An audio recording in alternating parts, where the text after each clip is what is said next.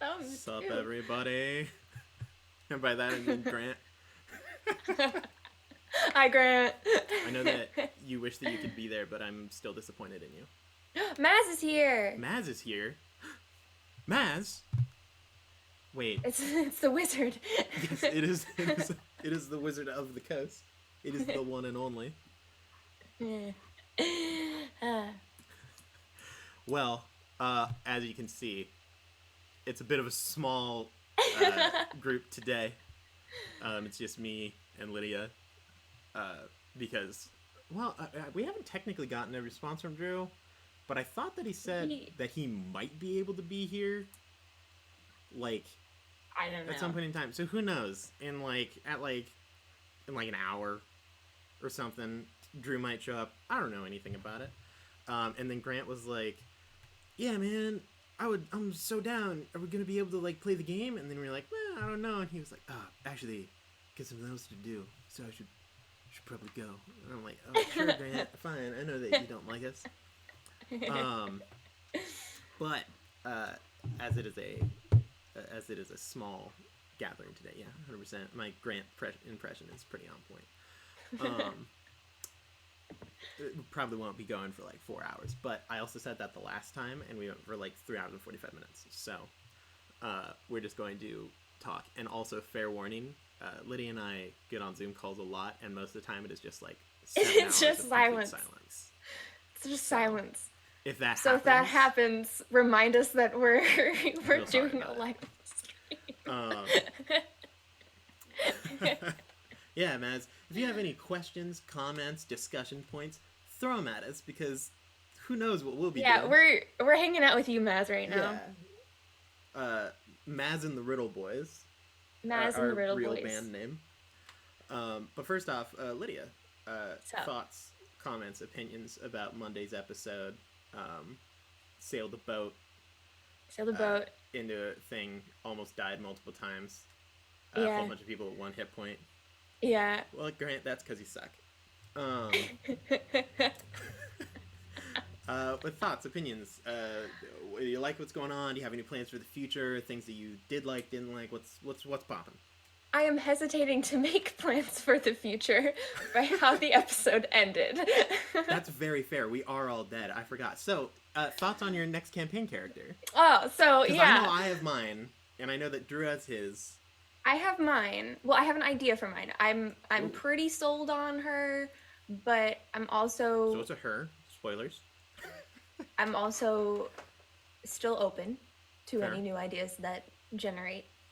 Are we talking about him? Well, Or I mean, I I don't think that we actually want to like reveal what our characters are or anything like that. But like, if you were to put them in like a party role, like if it was like, are you going to be attack, defense? I like it. You're just going to be Trek's sister, the exact same female. I'm wanting to go more martial.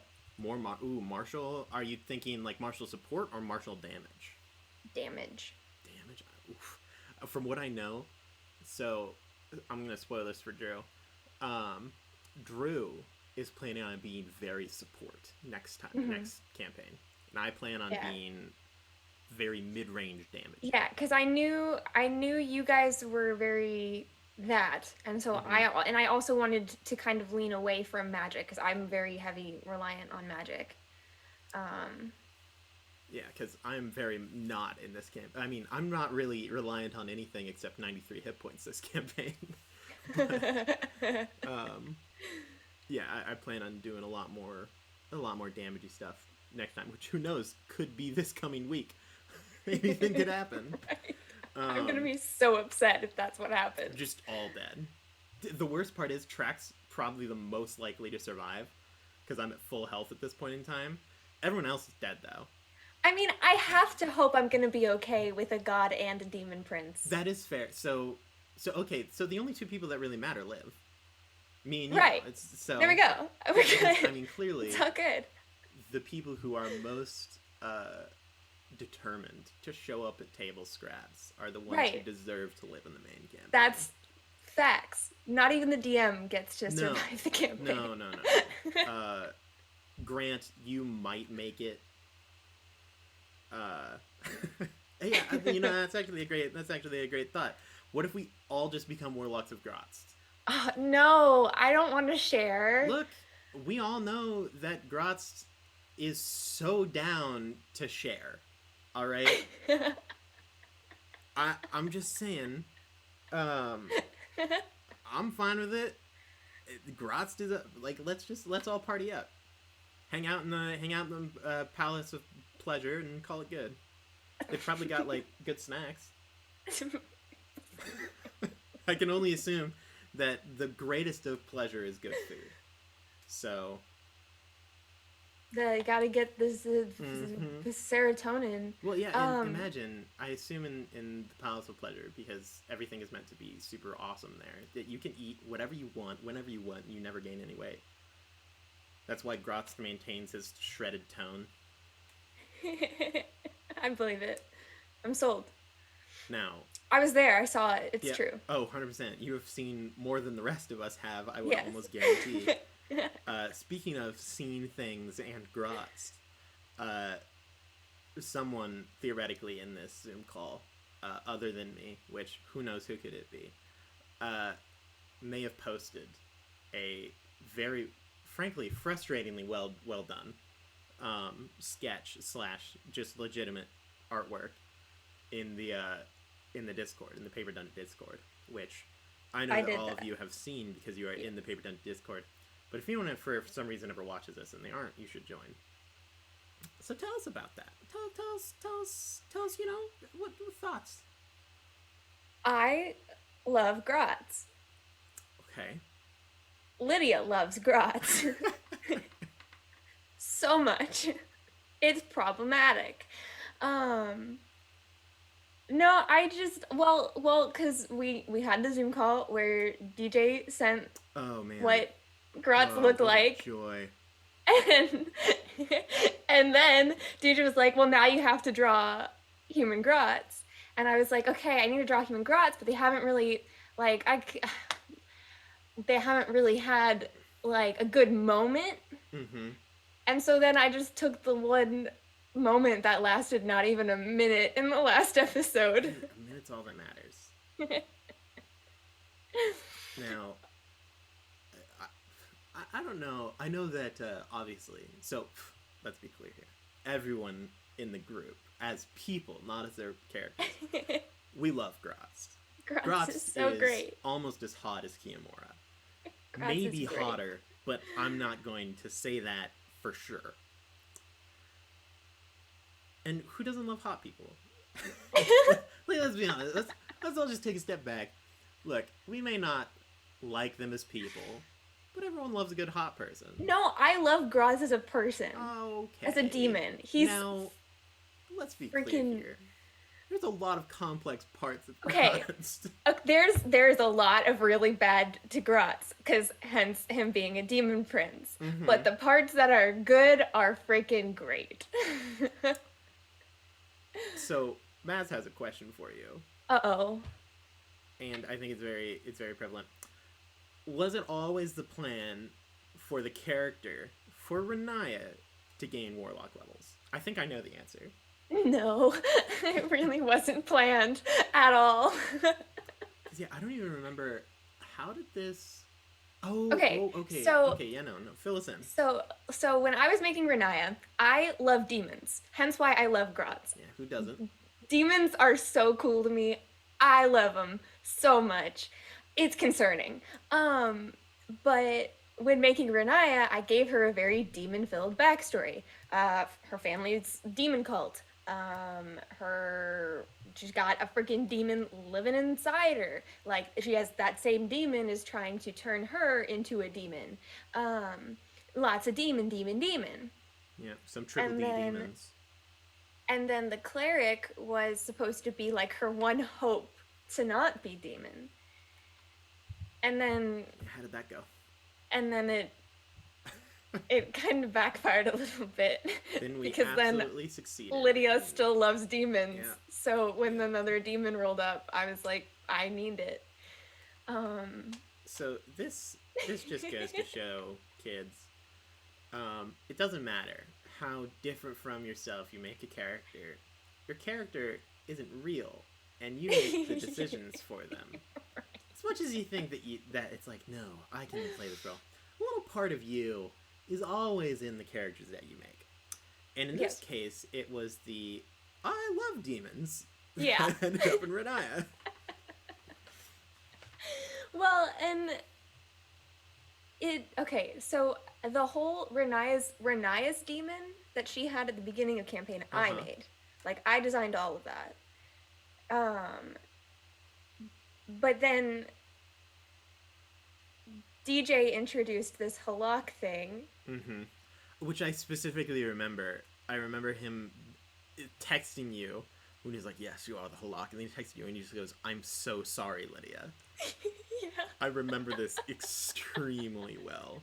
He, like, messages me and he's like, I'm really sorry. And I'm like, oh, no. But at the same time, I'm like, oh, yes, demons. But, yeah, so yeah, it didn't, that wasn't where I was going with Renaya, but I'm not complaining.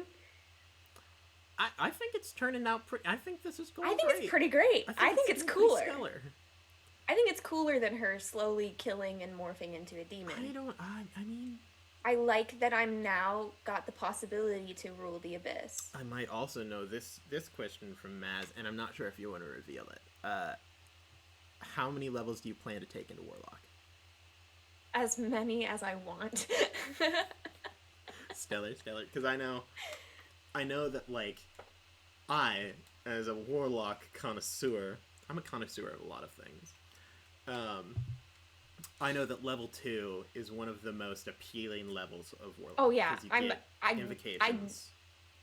I want my invocations so bad. And those are like what really makes them entertaining. I could go on for days about why Warlock sucks, but I love it. I know minimum I want to get to 3. Oh, that's a scary piece of information that you've told me, Lydia. I know it's a scary information for you. That's a scary piece of information, because I know some things that the rest of this chat doesn't. But I'm not worried about it. I am. I'm not. I'm very much so. I'm really not. Uh-oh. Which is concerning. Uh-oh. No, better send it in the chat, Grant. Oh my, it's gonna be a whole novel. I love the fact that Grant is like the dumbest person that we have, but then when he talks or writes something, it's like a whole sermon. Like, I find it hilarious.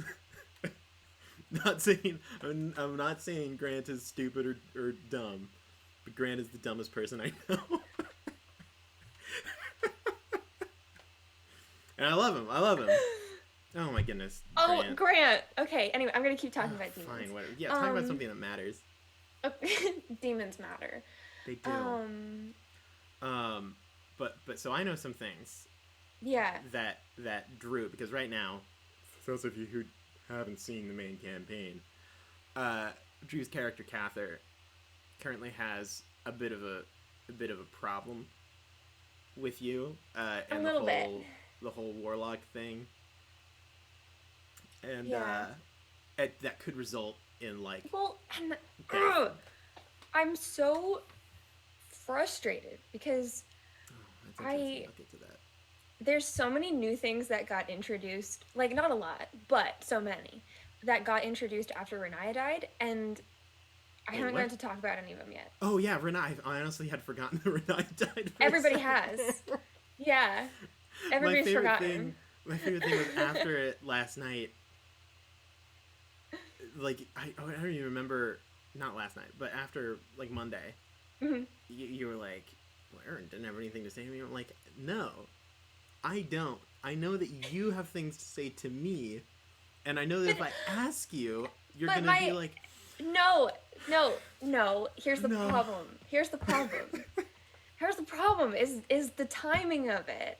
The timing is what stinks all the time. It's because either it's get an alarm clock. Okay.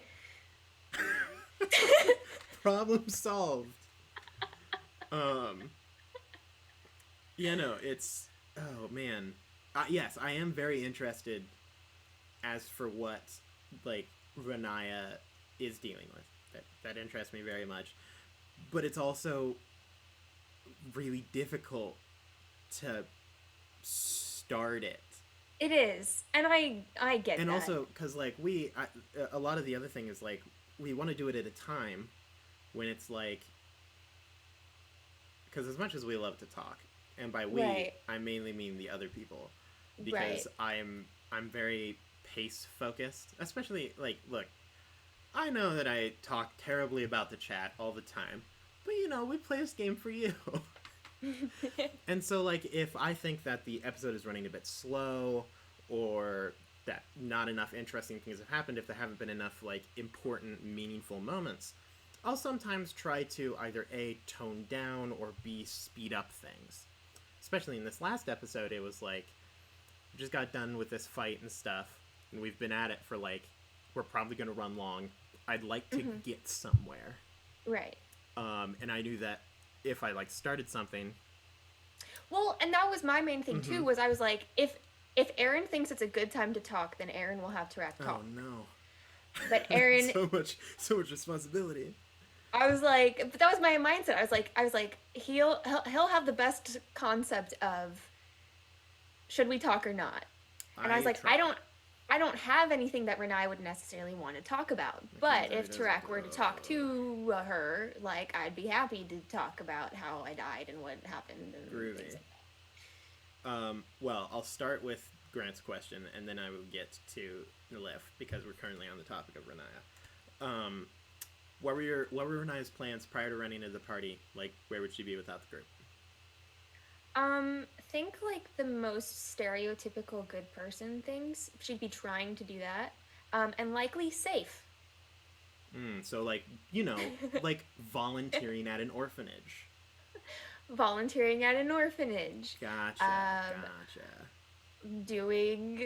Picking up trash on the side Fishing up trash on the side of the road, raising money for charity, going door to door, selling cookies, you know? So you'd be a philanthropist. No, she'd be a Girl Scout. Oh, gotcha, okay. Yeah, okay, got it. On the bright side, that means you may invent Thin Mints. Which I think is perhaps the greatest contribution mankind has given to the world. She would have, but now she's in mega danger. Now no one is ever getting Thin Mints ever again. Now she's either going to be murdered by her friends or murder her friends. You can do both. They're not mutually exclusive. We can kill you and you can kill us. That's true. 100%. Yeah. As answer to, I always want to say Nilf, but it's Nilif. Do I feel any competition having another paladin in the party? Yes and no. Because on one hand, it's like there's another paladin and Drew's real good at his job. 70% of the time. The other 30%, Drew rolls almost as bad as I do. And I think the reason is that both of us were just meant for different things. And that's part of the reason why the answer is also, like, no. Drew's, like, Cather plays a very important role. Basically, I think I talked about it on stream on Monday, where it's like, if you, like, look at the group in terms of combat potential. Oh, we talked about it after stream, yeah. Yeah, okay, so in terms of combat potential, right now, our DPS, our damage, is Melora and Cather. Like, in terms of tier levels, it's like Melora, Cather, and then you go to the mid-tier, where it's like Renaya and Havel, and then you go to, like, the low tier, which is me and Edward. Lydia, you, and Ryan kind of being the like, switchfoot players, where it's like multitask, balance. I can go. I can do this, but I can also do this. What's needed? Yeah. Deal a bunch of damage, or I can go and, like, help out over here. Yeah. And then me and Edward are very much, well, as Grant is learning, we are kind of like definite support players. I am at the very bottom of the tier list when it comes to damage output. Grant is a little higher than me, just because he has, like, variable spells and stuff.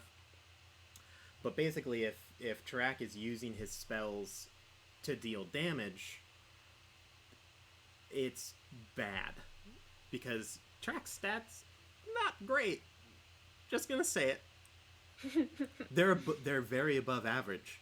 Very above average. I've got a +4 in con, and then the rest are all +1s and +2s. I have no zeros, I have no negatives. But a +5 to hit, when you roll like I do, means that most of the time you miss. Mm-hmm. And so, yeah. So, yes, it is challenging, where it's like, oh, man, I wish I was cool like Drew, and, like, doing paladin things, and, like, for the glory of... and then, and they explode. Well, I love how you play Tarak, and it still blows my mind all the time, because I really struggle when my main focus needs to be support in being efficient with it. Well, yes, it is an interesting mind shift change, where, and also support is such a weird thing in 5e. I mean, I talked about it after stream, where healing doesn't exist. Healing is really bad for the action economy. Like, unless you can burst it, like the heal spell, like where it's like 100 hit points, really great. Where it's like you can just fully bring another character into the battle. That's pretty good. But like little healing spells, like Cure Wounds, Healing Word, they're really only good for like getting people up off the ground from unconsciousness. Right. So or at like lower levels when you when have that less is a whole that is a lot, a whole health thing. So Tarak's ability to basically add hit points onto the battlefield, the real way to support in 5e is to just reduce damage taken rather than heal the damage taken. It's better to kill the enemy before they kill you than heal through all their attacks. But yeah, so Cather is very much our like melee DPS, and I'm very much 93 hit points. I saw I mean, I know I answered this. Lydia, what was your guys' or your first character? That is a question from Maz. Like very first character or like first paper dungeon character? I assume that first character means your very first character. You can do both. I want to do both. My very first character I played was a dwarf cleric named Eggnog. Made her as a joke, played one session, realized it's more fun if you don't play as a joke, and then fed her to a crocodile the next session. That sounds perfect. So then my first character that I like fully got to play was a College of Glamour bard. Human... Oh, what was her name? I think her name was like Louise Clementine. And she was this, like, my character got fed to the crocodiles, and then the next place they showed up at, my character was chilling there because she got kidnapped, but was okay with it. She was like, hey, they feed me, and what are you gonna do? Have a roof over my head. Like, I've been in worse situations. And then the group had actually collected an NPC character, and when they showed up, she fell in love with the NPC character immediately and was like, okay, well, now I have to leave because he's pretty. This seems like a common theme, Lydia. I think pretty people might be your weakness. Oops. What are you gonna do? And then, so that was the very first, and then, in Paper Dungeon, the first one I ever played with you guys was, a Fire Genasi sorcerer. I remember this. Her name was Amelie, and nobody could pronounce it. Yes, yeah, Emily, Amali. Tamale. I think I put art of her in the Discord. You do. Because I had drawn both Lydia's and Hannah's characters for that one shot that I have now completely lost. Everything. It's in there. I saw it the other day. Am I in the right one? It's in the art one. It's okay. It's in community. I just go really, really high up. Nope, that's the bat. It's earlier. I like looking at the stuff that I think that I did well. Well, yeah. So my first character was a joke character because my dad has played D&D since high school, and growing up he would have D&D nights all the time, and I was like, oh, nerds, I'm never gonna do that. And then the person I was dating at the time was like, I want to play D&D again, and I was like, oh, okay. Well, crap. And then I played it, and then I was like, oh, wait, Ah, there it is. I actually really like it. So then I fed her to the crocodiles, And the rest is history. Hello, Wander. Hi, Wander. The very first character I played. Oh, jeez. Oh, man. Oh, this is killing me. I know that it was a Dragonborn Warlock I played at my semi-local game store, which is like a 45-minute drive away. Oh, man. I can't remember his name. But it was this was back when 5e, a little bit after 5e had released. Like, not like immediately after, because I can actually probably find the date in this book. The DM that I played with ran us through Out of the Abyss. So probably in like 2015, 2016, something like that. Somewhere around that area. Oh, man. Was mine 20? I either started 2017 or 2018. I think 2018 is when I started. Oh, this hurts me. I can't remember his name. But yeah, it was a warlock fighter, and it was back when I obviously hadn't played this game before, so terribly min-maxed. It's very bad. Like, you should always, if you're going to multi-class fighter warlock, start with fighter, end with warlock. Because if you don't, then it ends up where it's like, oh man, I really wish I had a higher AC. If only I could use heavy armor. So you multi-class into fighter, but it only gives you medium armor proficiency. And then you're like, oh, well, crap. So now I've missed out on all the things in warlock and fighter. And warlock has a lot of problems that we fixed in the revised edition, which, who knows, one of these days when, like, perhaps, like, I'm completely alone because Lydia has, like, life stuff to do, I might turn into a PDF on stream, so hey. But, oh man, I can't remember his name, that hurts. But yeah, he was a Pact of the Blade, fiendish patron warlock that I don't think ever, like, really got into fighter. But yeah. Yeah. And then the first character that I played for the TPD. Because I played dwarf for you. I played the dwarf with you. I played the elf in the one-shot with Hannah. Didn't I? Or was the... So I think we only did one. No, because I was the only one in the cast that switched characters between the one-shots. Because, so Hannah was in your one-shot, your introductory one-shot, right? Because we knew Hannah first. No, I was first. You were first? Crap, I don't remember how any of this happened.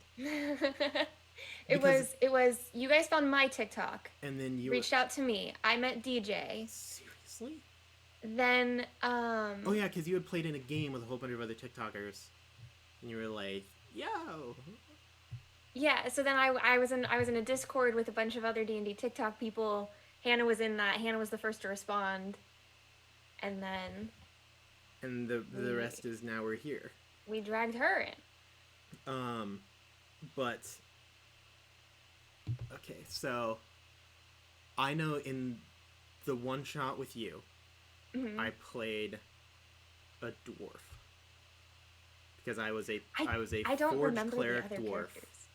And I remember because that was when I realized, holy crap, the spell Warding Bond is insane. Because I remember that my character gave you a ring.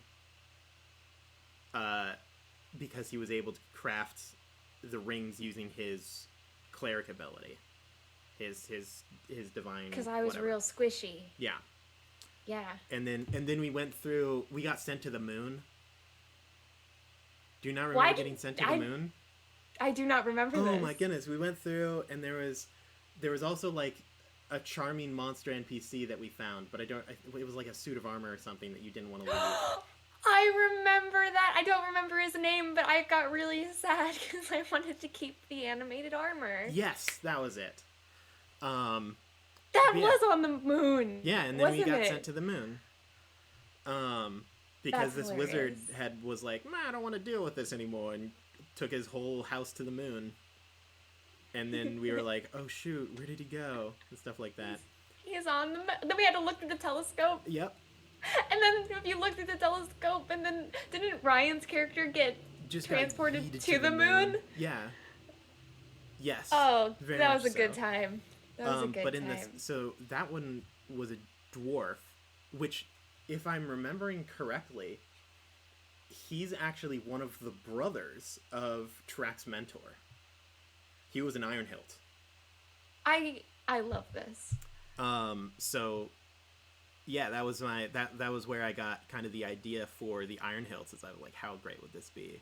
Now that's amazing. Because my character then went in the next one shot we did with Hannah.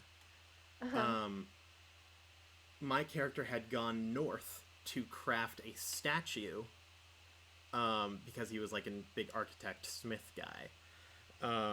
For the life of me, I can't remember his name. I'm real bad with names. But then in the one shot with you, I played Effie. I think his name was like Epharel.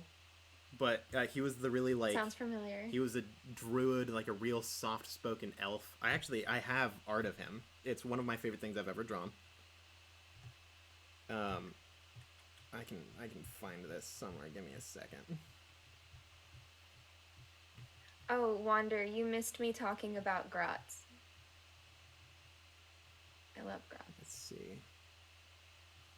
Now, should I post the art that is digital or the art that is paper? Because I like the paper one better, but the digital is cleaner.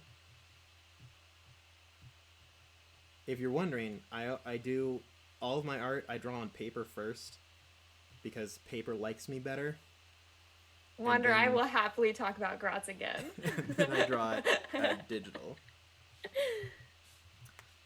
I'll just send both. Send both. Send both. That way you can see the difference between the two.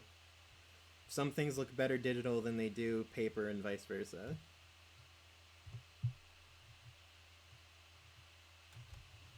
Okay, I gotta see this. But yeah, his name was like Epharel Fielsadroth or something like that, but we just called him Effie. And he was just a little druid boy. Very soft-spoken, very kind. Specifically, he was a horned elf. If you haven't noticed by the fact that he has horns and is an elf. And is an elf. Whoa. It's crazy. But yeah, so those were kind of the first ones that I played for the Paper Dungeon. Both of which were very entertaining to play. And then Grant, I already talked about mine. You weren't here. Yeah, Grant, get wrecked. Get out.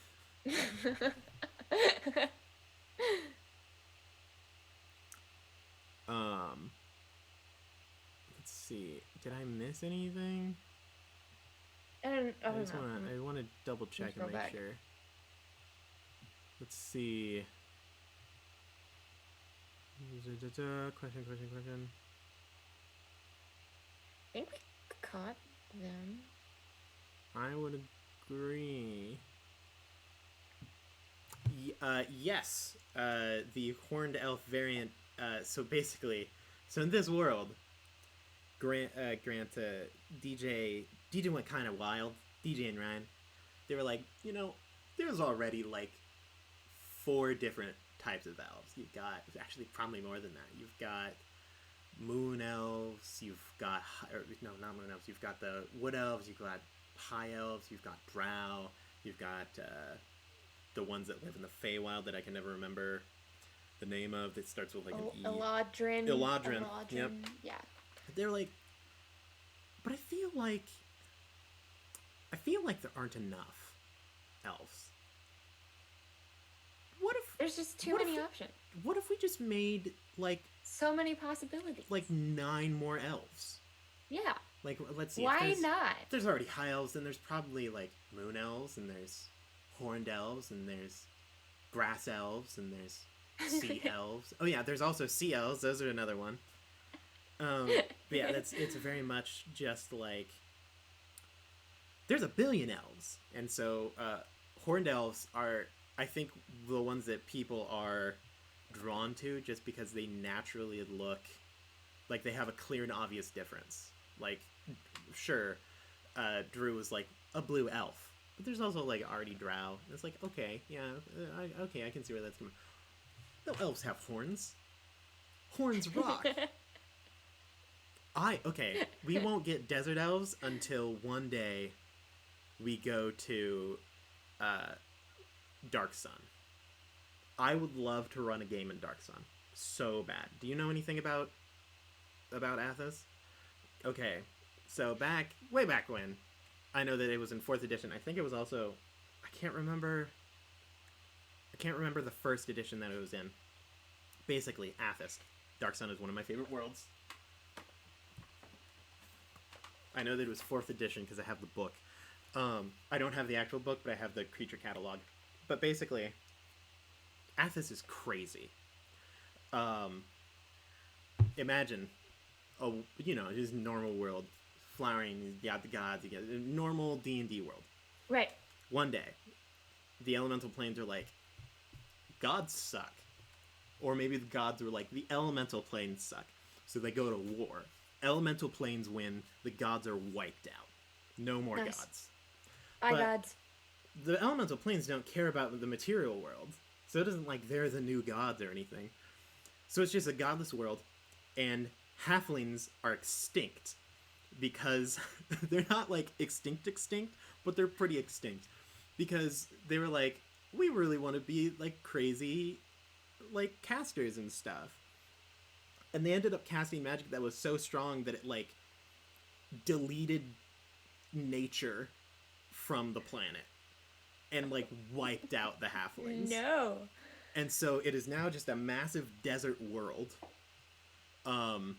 And everyone is like the weapons and armor are super like medieval Mad Maxy. Like one of the best things is that like you now have like breakable weapons and armor. And like everything, it's like, it's hardcore. And one of the best parts about it is, in my opinion, one of my favorite races are the elves. So elves on Athos, in Dark Sun, are cannibalistic long distance runners. that's their whole thing. Is they literally just run. That's like what they do, is they just run for like days. Their trial of becoming like an adult is they like run across like a massive area for like no stopping for like 5 days straight. And so they have like resistance to exhaustion and stuff, and they're also just like absolutely insane. They're like they're cannibals. Like they're just wild. You've also got like there's like half dwarves and stuff like that, and it's whole world is crazy. Whole world is absolutely wild. And you have like sections of people that are like, yes, down with the world, so they like still use magic, because every time you use magic it like corrupts the landscape. And then you have like druids that are like, no, we must restore the world, and so they're like trying to deal with all this corruption from the magic stuff. You have like sorcerer kings that like rule over like land and stuff like that, and they're just crazy. I love throwing monsters from Athos like just at players just for fun, because they're just the worst. They're just terrible. What was that monster we fought last episode? Oh, that was a Diurnal Beast. When DJ showed the image, like, that thing's kind of cute. Oh, Like, it's adorable. So just take a horse, I like really like stick a it. big flower on its neck, and then put a vomiting skull that just vomits blood just in the middle of the Like that. flower. That's Minus the my skull, freaking it's adorable. personality. That's my personality right I there. would really prefer if you didn't vomit blood as often. I can't do that. Sorry. Um. just for me, I would prefer this. Um, Let me see if I can find a good one. I mean, there's so many great things. There's a lot of terrible things about Athens. In fact, most things are terrible, but they're great because they're terrible. You can just come across like nightmare beasts. That's literally just their name. Oh, Mul, Mul. Those are the names of the like half dwarves. Oh my goodness! Look at this adorable. I don't know if you can see it. Look at that adorable thing. It's the size of like It's 7 like a buildings. little armadillo. Yeah. Oh, but a big armadillo. They're drakes that are also sometimes used as mounts. Oh, also, so instead of magic, people have like psionic powers. So they use like telekinetic and telepathic abilities instead of magic. Where like sometimes you're just and like even just random creatures will just have the ability to like crush things with their mind. It's great. There's megapedes. Man, where's all that? Jakar. There's some good ones. Oh my goodness. You also have my favorite race that hasn't been allowed in 5th edition yet. Which is, I love Thrycrane. I love Thrycrane. Thrycrane are bug people. And I want to play a Thrycrane so bad.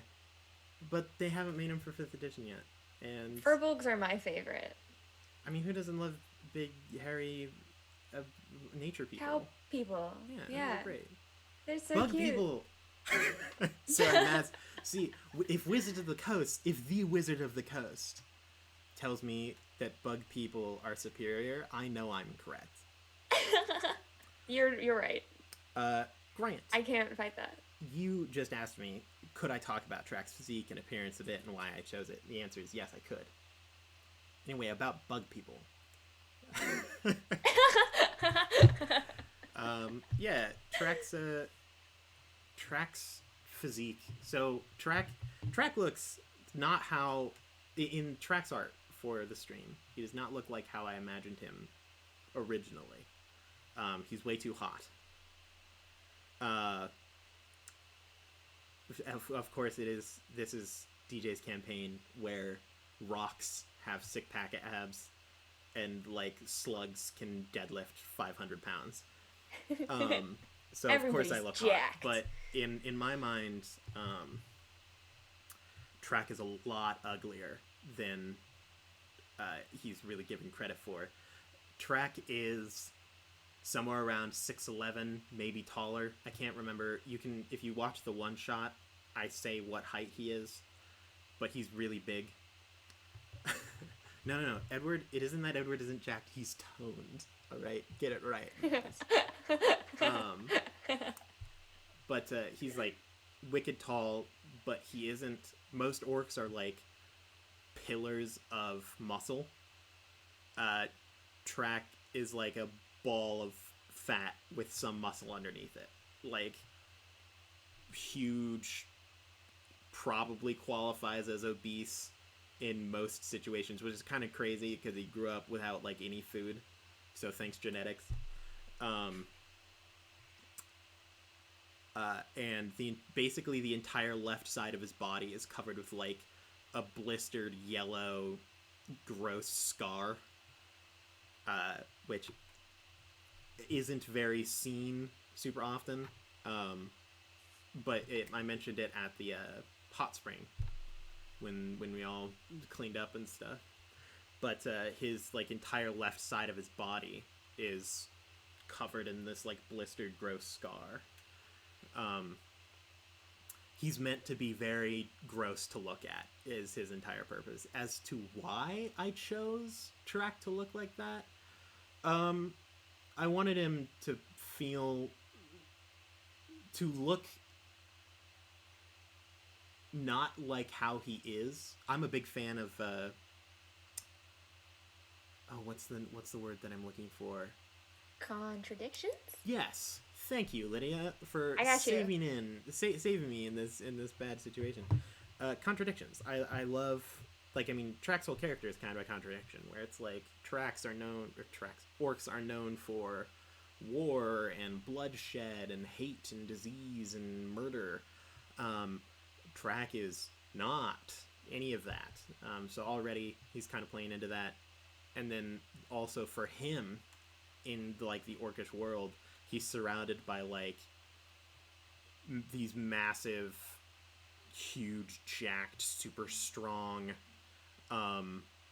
like warriors, and he is like a like shorter than most fat dude who like can't do anything.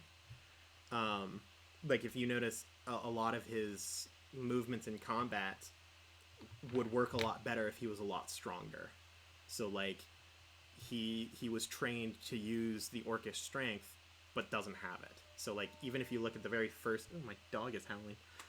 If you look at the very first combat that we went in, which was when we fought against the shades. Shadows, yeah. Shadows. Thanks, Havel, for touching that, what, like a pot or something? Like a chalice? It was a chalice. One of Track's first motions is when someone gets knocked down, he like picks them up and tries to just run through a wall. Which does not work, because Track has a strength of +2. And yeah, and I just wanted it to be very evident that he did not feel as if he was born into the correct body, kind of. Was there a reason for orc over half orc? Yeah, because half orcs are actually very rare. So there's a whole lot of orcs, a lot more than I even realized when I started this campaign. I was talking to DJ about it, and I was like, "Hey, how many, like, what are orc size, like, orc clan sizes? Like, what is that?" And he was like, "Well, a small one would be like, I don't know, 50 to like 150." And I was like, "Okay." And he was like, "Medium would be like 1,000 to 5,000." I was like, "Oh, what?" He was like, "Yeah." And then a large one would be like 10,000 to 20,000 orcs. And I'm like, "Oh, it's a lot of orcs." He's like, "Yeah, and there's like probably like 5 big ones in the Crimson Waste minimum." And I'm like, "Oh my goodness, it's a lot of orcs. It's a whole lot of orcs." But half orcs are uncommon, because, well, I mean, first off, there aren't really a whole lot of other creatures in the Crimson Waste to create half orcs with. It's pretty much just orcs. And also, orcs they don't really do the, like, traditional orc pillaging. Like, they don't really... I don't want to say it. Got you. But if given that opportunity, they most often won't take it. Because it's like, why would we breed with something that is weaker than we are? So there aren't really a whole lot of, like, blood half-orcs. If there are, they most likely come from the western orcs, which live in the plains to the west of the Olisar Mountains, I think. And now, they kind of they act a lot different. I have a question. So, how much of the orc lore that we have in our game, how much of that was like DJ and Ryan did, and then how much did you did? Like, if you could give like all you. All of it is me. It's so good. I literally said, "Hey DJ, I want to play an orc," and he was like, "I don't have any lore about orcs," and I was like, "I can do that." There are some things, like, obviously I didn't know how many orcs there were. A lot of the, like, stuff that we have actually experienced in the campaign when it comes to, like, the actual, like, orcs that we've encountered and, like, the disease that they made. The disease that they made is actually a combination of a lot of other diseases that I came up with. yeah, pretty much all of the lore when it comes to orcs, their like ideology, their religion, how they think, what they do. Sup, anyone who's new in the chat. Um, all of that, all of it is me. I did all the orc stuff, and I'm pretty dang proud of it. I also did a good bit of dwarf stuff. I'm excited once we get, theoretically, if our party is still live, Right. this next coming Monday. Once we deal with the whole undead army thing in the middle of the ocean, once we get to the Alisar Mountains, I also did a bunch of lore for the Alisar dwarves, I'm so excited. and they're pretty crazy. But yeah, it's a lot. I'm so excited. I love it. I love the lore. I am glad that you do. Oh, and as to how much lore is left to explore in the campaign, probably a lot. Will we ever get to any of it? Who knows? But question for Maz, from Maz, what is your least favorite D&D class? I actually haven't played a lot of them, so I don't feel. I think the one that it's a better way for me to answer that would be which one is the most intimidating to me. Mm-hmm. And that I think is Wizard. Wizard, Drew is really excited about his wizard, and every time he's like, I'm so excited about wizards and blah blah, and I'm like, no. So I'm scared. I can understand that. Wizards they're a funky class because they. So it's kind of the same. I think of it kind of like D&D and Pathfinder. So Pathfinder is great. The thing that some people struggle with is it almost gives you too many options that only can let you do one thing. So like if you look at the two of them, both of them have a lot of variability. D&D 5th edition, because there's so few rules and they're so general that you can kind of do whatever. Like it's it's pretty much a blank sheet that has some vague outline. Pathfinder is very much,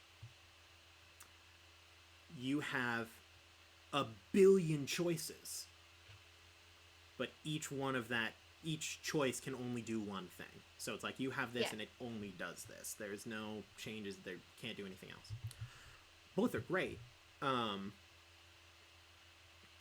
But yeah, that's very much Wizard, where it's like a lot of classes you can kind of like finagle with what all you do. Wizard is very much like, no, you have these spells. This is your entire character. Well, and I'm just happy that when I first started playing, I started with magic users. Because I feel like for me, if I wouldn't have, I would have found magic too intimidating. Yeah, like understandable. I mean, we've seen Grant try to run a magic user, and it's a lot. It's a lot. Yeah, and I'm still learning so many mechanics. Oh yeah. I still have to I'll still Google stuff during stream and be like, am I allowed to do this kind of thing? You're talking. I've had to look up the whole bonus action cantrip blah blah rule so many times. Oh man, you're talking to the rule guy, Lydia. Like, I know. I'm the guy who knows the rules. You know the rules. I'm still out here. I'm like, how does this? I want to make sure that this. That's one of the coolest things is because you did it in this last episode is where you find the technicalities in the rules and are able to use them. That's my favorite thing. Well, yeah. So it's and a lot of them legitimately don't make sense, but it's just like, well, you know, it's what the rules say.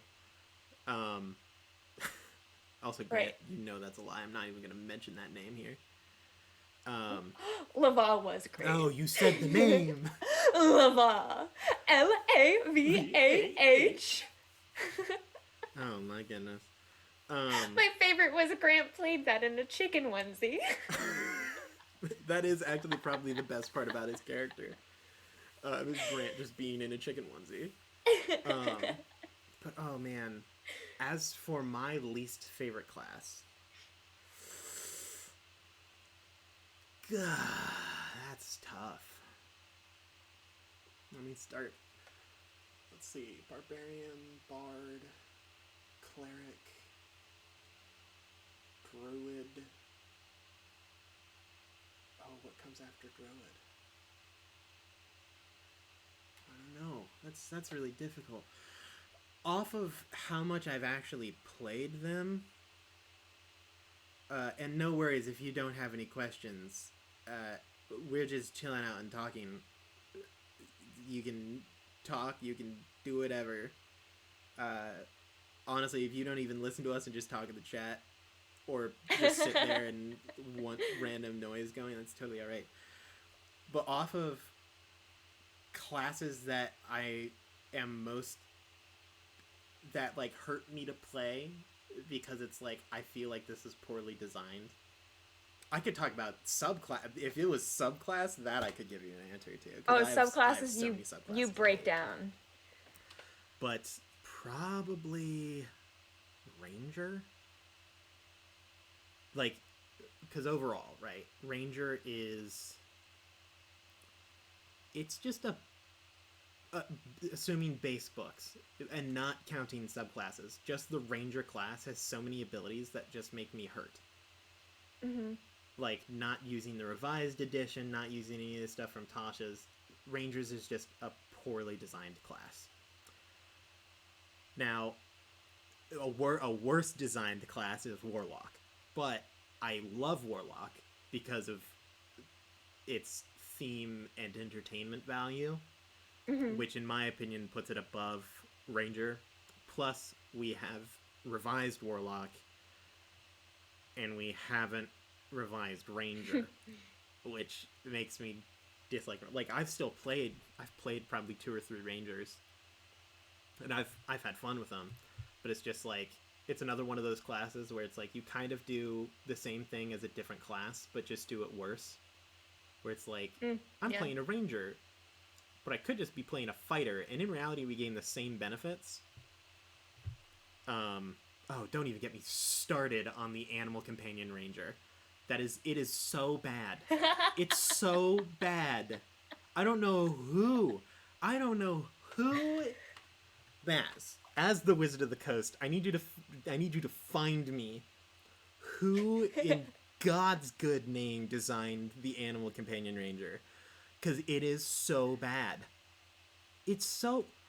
You're like, okay, I have a bow and arrow and multi-attack, but as an action, I can force my companion who has, like, 7 health to deal an attack that does less damage once. It's so bad. Also...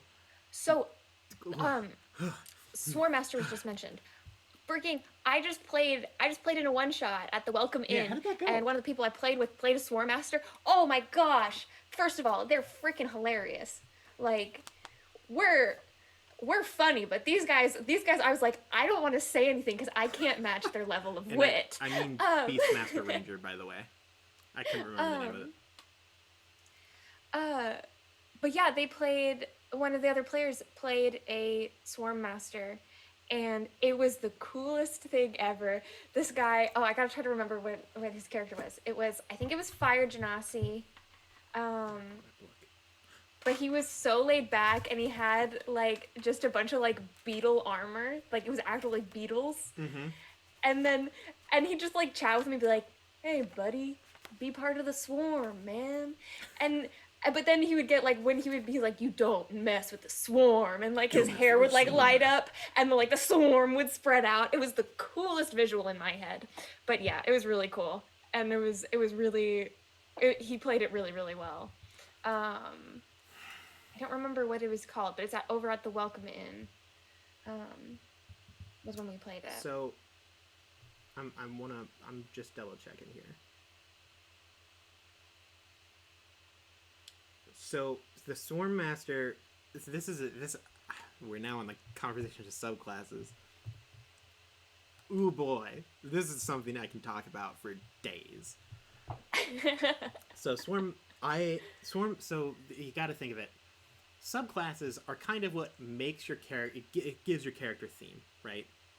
So, without it, you're just like some person who can either cast magic or not Right. cast magic. With Right. with your subclass, it changes you into, oh, this is like the actions that I choose make sense, and like my perception of reality and all these things. Mm-hmm. Totally gives your character your flavor. That's why level 1 characters sometimes really struggle. So, Swarmkeeper Ranger is so cool in my mind, right? Where it's like, ah, yes, I don't just control animals, I control these legions of like bugs or birds, or I don't know. I could, if you want to be like in like the Curse of Strahd, you're like, haha, swarm of bats, and it it makes me sad because it's so cool, but then sometimes it just sucks. Like the abilities that it has. What level were you playing at, Lydia? I think we were 10. Level 10. Okay, so that means that you have up to your 7th level subclass ability. This makes me so sad because so it's like at 7th level you're getting things where it's like, ah, yes, you can fly and you can do all these things. Mm-hmm. The level 7 Swarmkeeper feature is, as a bonus action, you gain a flying speed of 10 feet.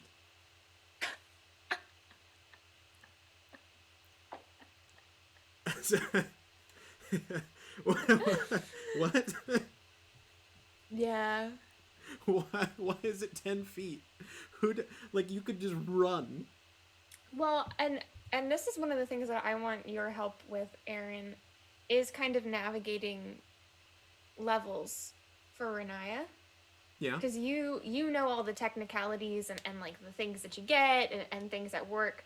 So I want, not here because that's spoilery, I mean, but yeah. but I'll want your help navigating a kind of like a track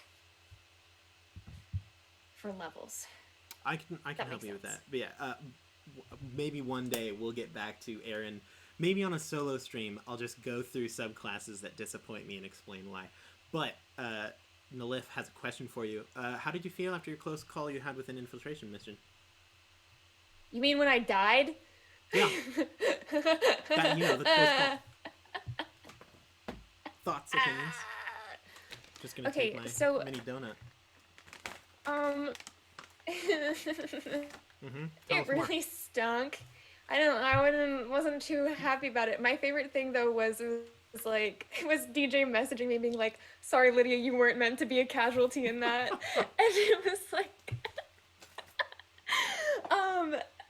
I did.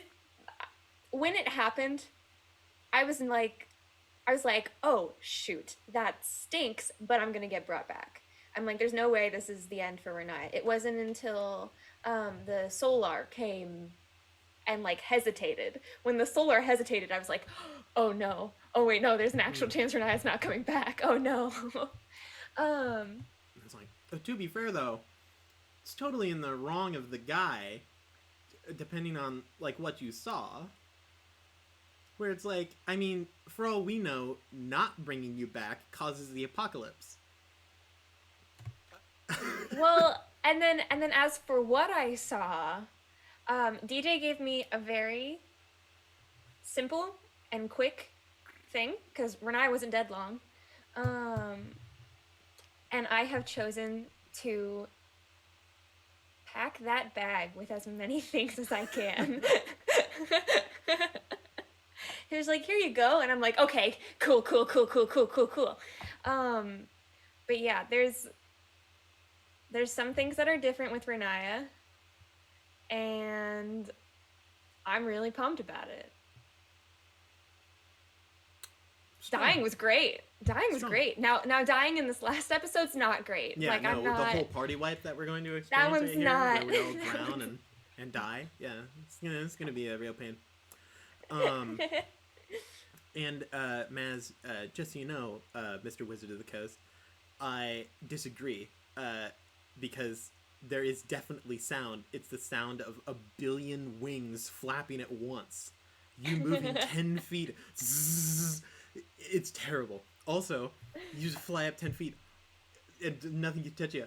Yes, assuming that they don't have a ranged weapon, the ability to jump. the ability to have a weapon with reach, the ability to have a wizard that can fly, like the fly spell, the 3rd level spell fly gives you 60 feet of flight. Literally 60 feet. And I Grant, saw the question. Grant, Aaron forgot Renaya died. I absolutely did. 100%. I mean, to be fair, it was very short-lived. And also, dead. to be fair, short, not lived. Forgot that you died was just you saying, I died, and my brain was like,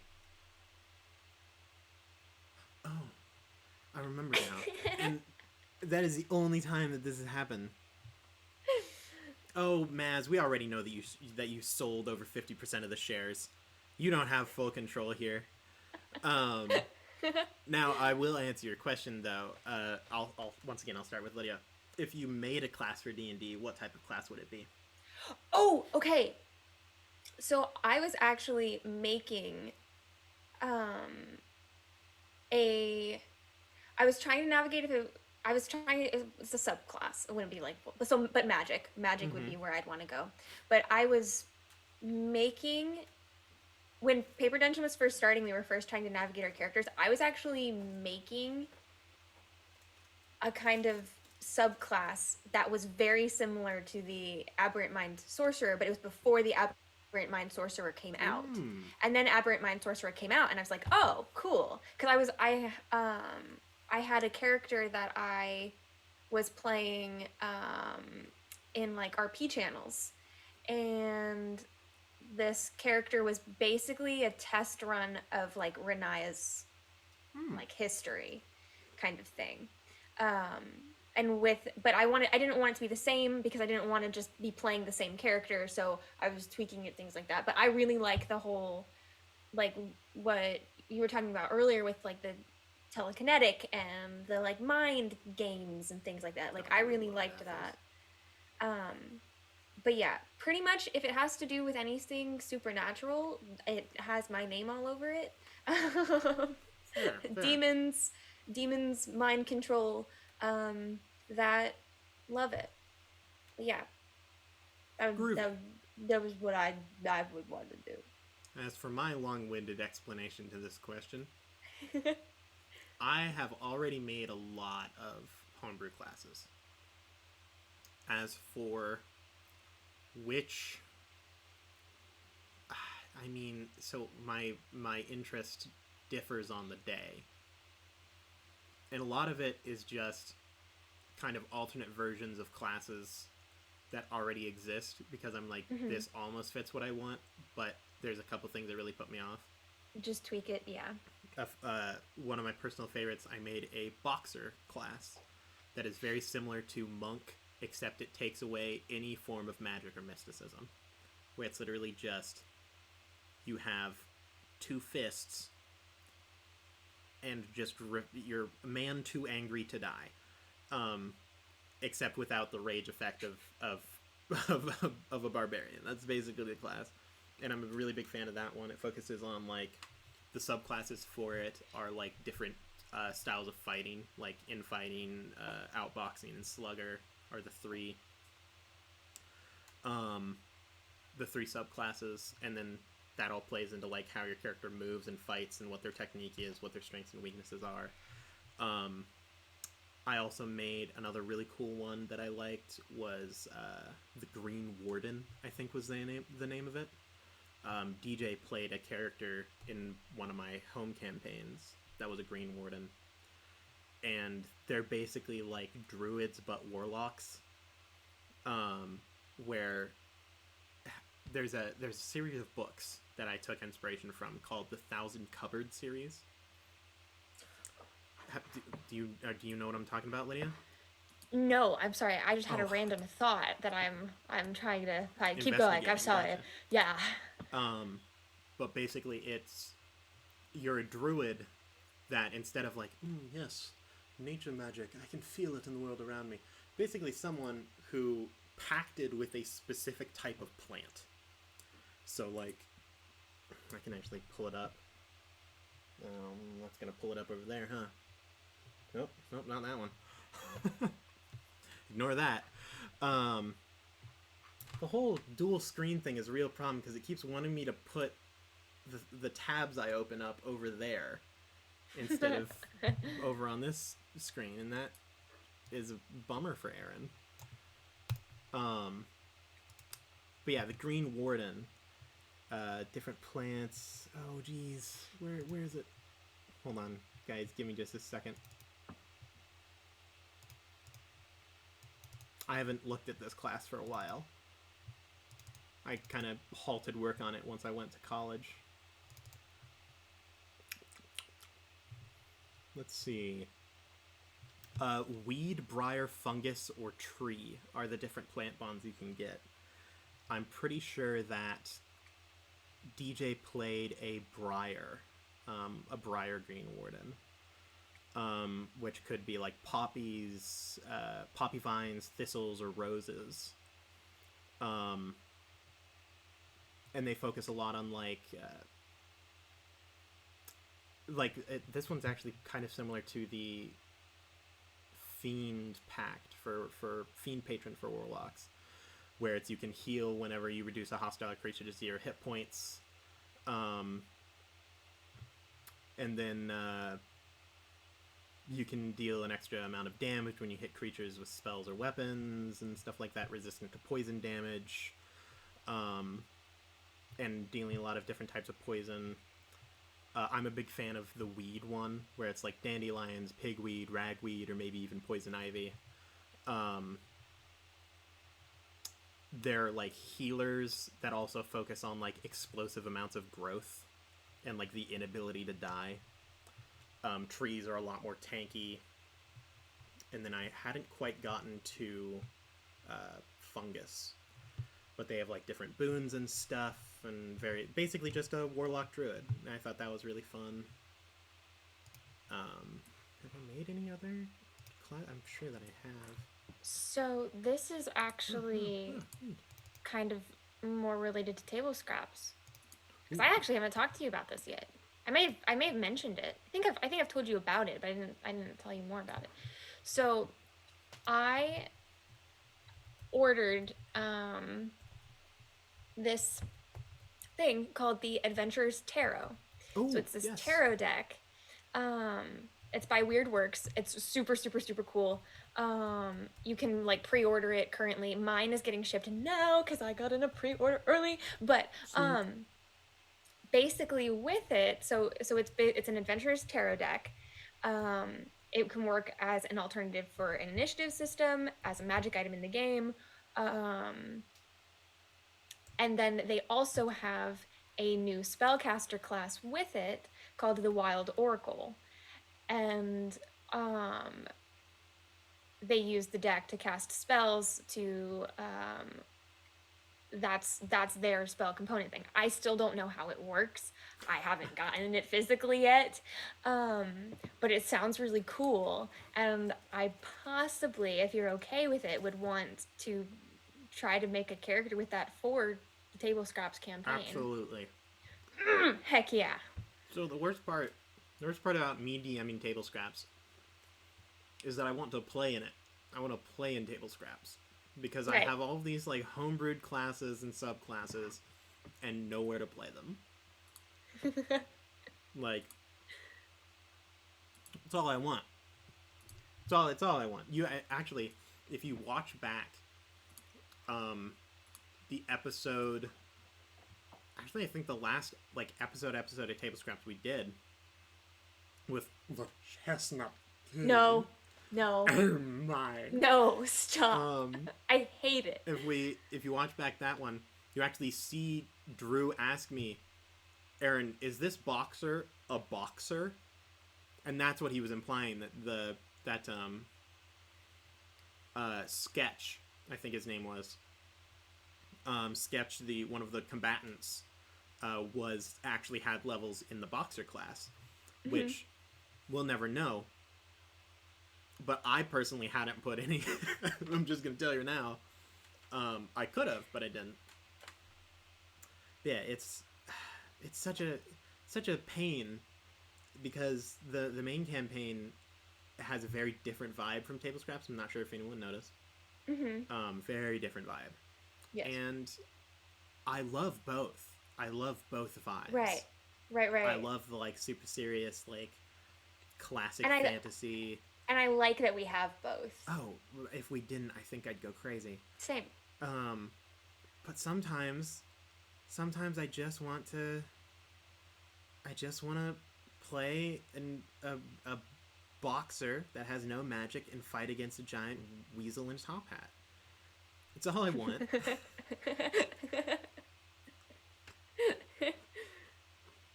Also, Maz, this is fantastic.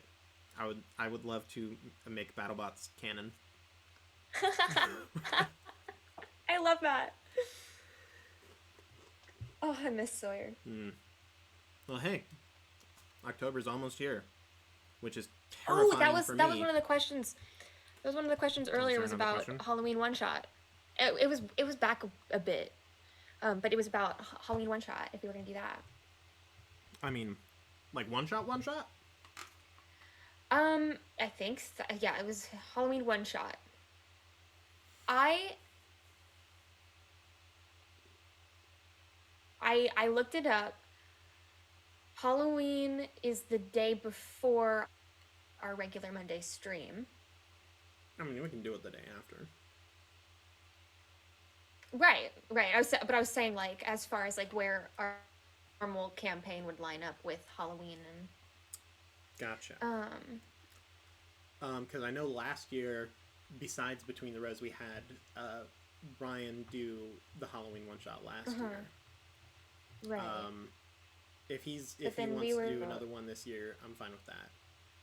I mean, not just fine, I'd 100%. If he doesn't, I'm fine with anyone else doing a Halloween one shot.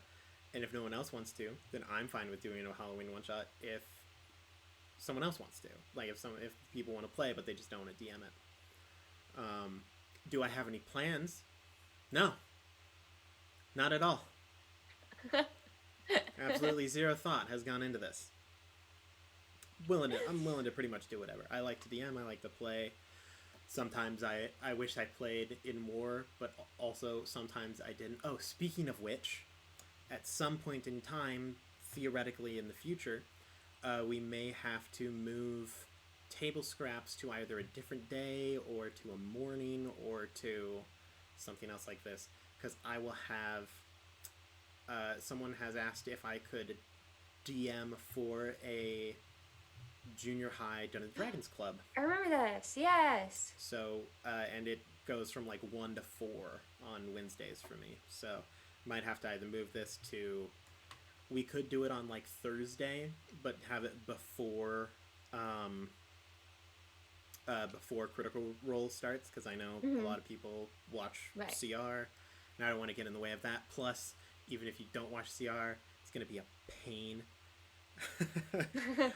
Look, the kids were like, oh yeah man, I'd love to live stream Dungeons & Dragons. No, I'm pretty sure that's not in the contract.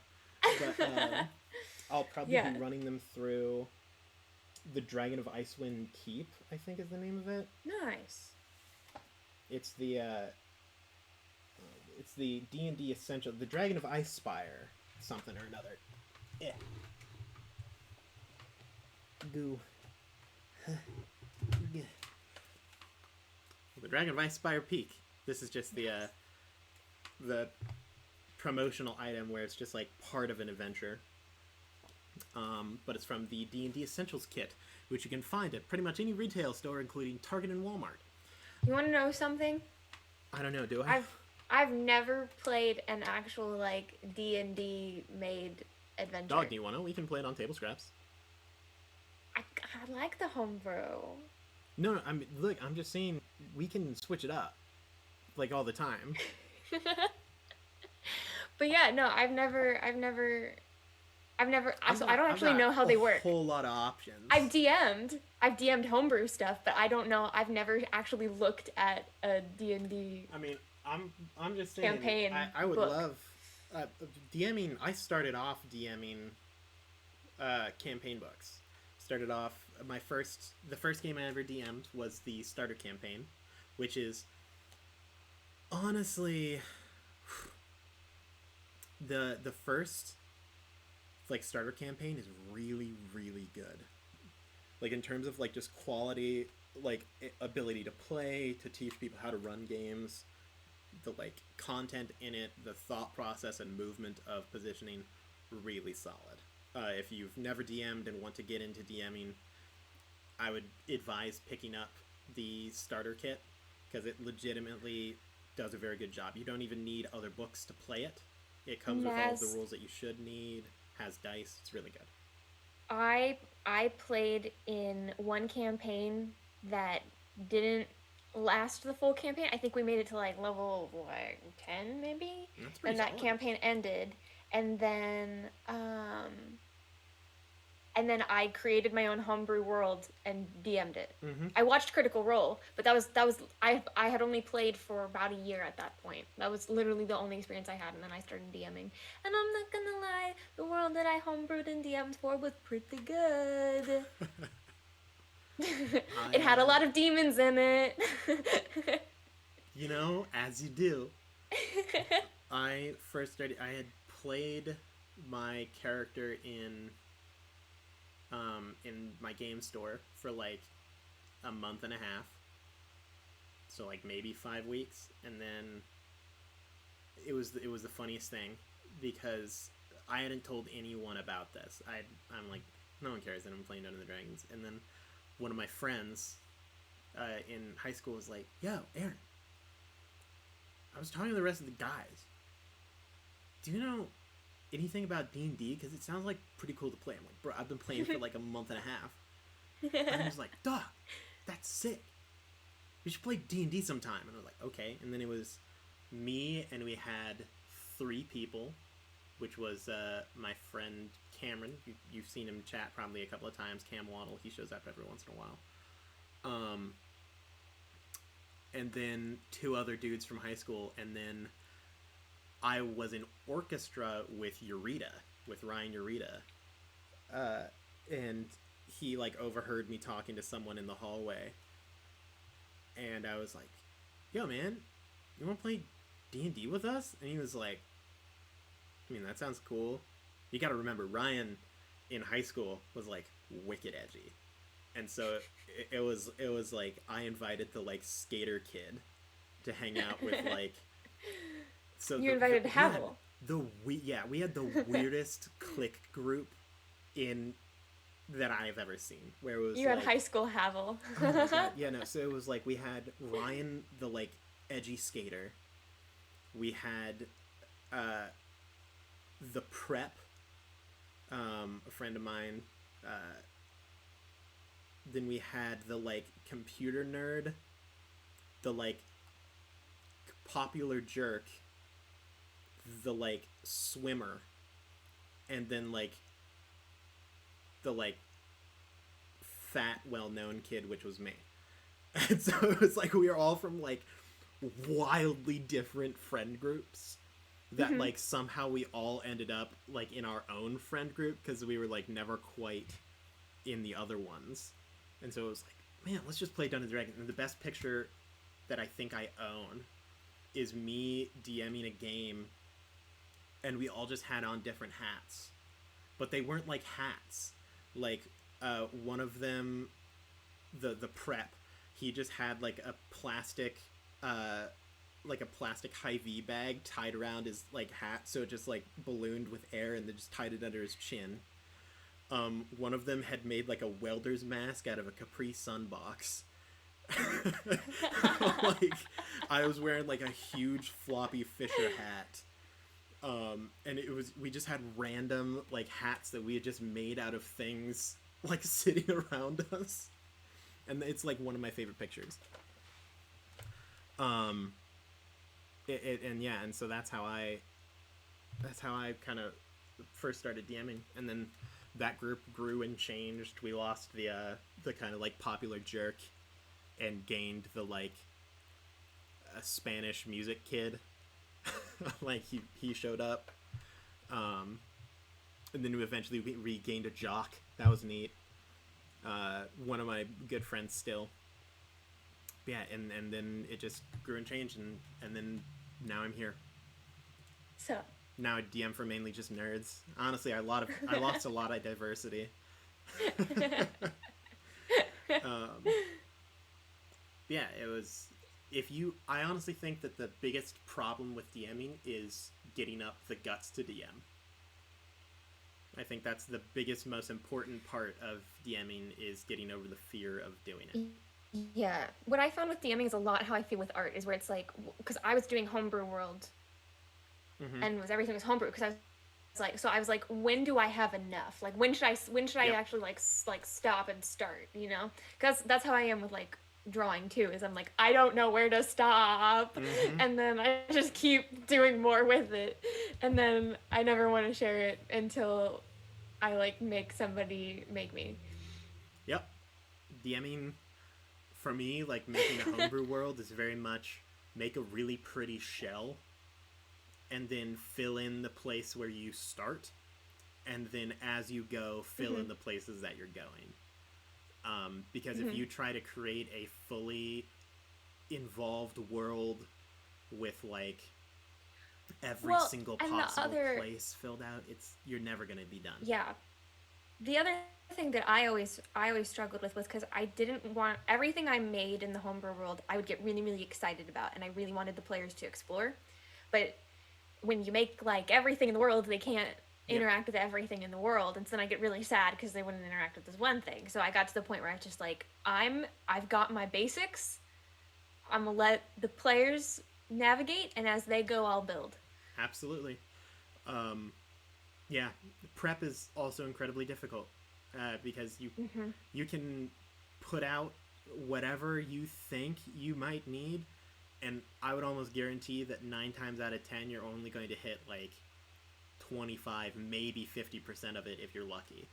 Sometimes, I mean, if you've seen our group play, sometimes we'll have episodes where we don't do anything for 4 hours. We just talk to each other. Sometimes for we don't even 4 hours. do that. Sometimes we just talk to ourselves for That's 4 true. hours. I mean, you've seen the Havel monologues. Oh my goodness. To be or not to be, that is the question. Like, it's great. Yeah. And also, that is another difficult hurdle to jump through, Maz, because sometimes I've had a DM that was an incredible story writer, but because of that, his games were really bad because he's like, well, the characters that I imagined in my brain went through it this way, and then we're like, but we don't want to go that way. And he's like, but this way, right? But yeah, and it's just an experience thing. Like it takes time. Oh yeah, it takes time. Figure out, and plus players, depending on who your players are, will determine like the style of it and things. Like there's a lot to it, but it's a lot of fun. So my question for you, Lydia, I have a whole lot of options as for what book campaign we could run. Oh, I have no idea. Now I'm going to lay out some options for you. No, I can't tell you it because I don't know anything. No. I only know homebrew. I'm gonna lay them out for because I'll be running it. I'm just wondering, theme-wise, God, what you're most interested in. What? You were gonna say anything? Just going back to the Halloween thing. Yes. Possibly a Halloween one shot. Yeah. If not, we'll have the main campaign go, and I'll at least be in a Halloween costume. Yes. Theoretically, we will be in Halloween costume. I need to figure that out today. I have mine. I'm so excited. Yeah, so back to something I care about. Right. Campaign books. Now, options I have one that I want something. I want. Is there a horror one? I mean, I can make anything into a horror one, Lydia. That is your skill. That is true. That is the one thing I'm good at. So what's the one that you think? The one that I think that you'd be most interested in is actually the same one that I started on, which is Out of the Abyss. I love it already. So Out of the Abyss starts off in the Underdark, Hmm. where you guys are in a drow prison. Okay. And so the first kind of thing to do is get out of the prison. Now, turns out some crazy stuff is happening when it comes to like the like I think like the Demogorgon is like doing some messed up stuff. Basically, a whole bunch of demon devil stuff is going on. Okay. So a bunch of like crazy. There's a bunch of madness effects that occur. My favorite NPC that I've ever encountered, potentially as a player, which was just a sentient gelatinous cube. Um, Shout out to my boy Globagool. Um, that's one that I think that you'd like. There's also Princes of the Apocalypse. Uh, it is very much more focused on the elemental princes. So like for each different element, fire, water, earth, and air, the Fire Nation attacked. There is a prince. There's like a prince of fire, a prince of water, and they're basically a bunch of cult stuff is trying to like mess with the elemental planes and like bring ruin to the world and things like that. So that's I like that one. I like that one. There's also the Dungeon of the Mad Mage. The Dungeon of the Mad Mage is, I mean, you're in Waterdeep, and you travel down through the hole in the place that I can't remember the name of. It's a famous bar. There's a entire book named after it. And you go through a huge dungeon that like has like entire cities beneath it. It's really fun. There's also Tomb of Annihilation. We've talked probably a bit about that. It's the like sequel, basically. It's the spiritual brother to Tomb of Horrors, a very famous run through. And yes, Maz, artificers are allowed. I have no idea as to how much magic tech has evolved in the world. But yes, I know that DJ had not said that we couldn't play an artificer, therefore they do exist. Back to the story. I'm actually pretty sure that's like the last campaign book. Oh, I mean, well, See, Artificer, I'm really intrigued by, but again, I'm very intimidated by. Let me tell you, I've played an Artificer before. I'm a big support player, so I played the Steel Defender, or whatever I think it's called. I think that's the name of the ability. Oh, Maz, I don't think you understand. We weren't on a rail. Derailing is our... And to derail this, I like the Prince of the Apocalypse one. Okay, go back. Ooh, interesting. That's the one that I didn't expect. Boo, Grant. Take back your 10 cents. Actually don't. Thank you for the 10 cents. for those bits. But yeah, oh boy, they're fun. I think that there's a lot of problems when it comes to the subclass like design, like in terms of like strength and viability. Right. I mean, let me just move over to my handy dandy. I think it's in Tasha's. I mean, I know that there's some elsewhere, but I'm pretty sure the whole class is in Tasha's. Let's just go through it a little bit. Let's talk about this. We're now entering my zone, which is I can talk for 30 years about a class, its problems, and things that suck and are really good. In terms of the class itself, the base class abilities are really good. Like, really, really strong. You automatically get magic items for free. Like, whew, that's sick. Also, they have some really good effects. You can get, even just base, getting like +1 through +3 armor and weapons is really good. So you get the infusion and stuff. You also gain like a lot of like skill abilities and things like that. So like Tinker's tools and stuff. Third level, you get the ability to just summon whatever tool that you need. That's really good. double a proficiency bonus double for any ability check with a tool. Flash of Genius. You can add your intelligence modifier to rolls a number of times equal to your intelligence, which is wicked good. Like, just being like, oh, you get a +5 to this roll, and you can do it 5 times. It's really good. The ability to attune to, like, 70 magic items, really strong. Storing spells and items for later, really good. And then 20th level. So this is one of those classes, right? So I talk about this a lot. Some classes are better for multi-classing than other classes. Mm-hmm. Paladin and Artificer are probably the 2 worst ones. Because they gain a base class ability at level 20. And that ability is really good. So like 20th level Artificer. +1 bonus to all saving throws per magic item you're attuned to, which can be up to 6. That means at minimum, you have a +6 to all saving throws. Really strong. Also, if you're reduced to 0 hit points, you can just use your action to stop one of your infusions, and you fall to 1 hit point instead. So that's really strong. Like, that's like 6 possible times minimum. Something like that you can just be like, no, instead, I don't die. Like, that's just great. As for subclasses, Alchemist hurts me. I wish that they did more with, like, alchemy and stuff like that. I really wish that they did. But, like, the Alchemist, or, like, alchemy and, oh, geez, there's another word that I'm looking for, but I can't remember.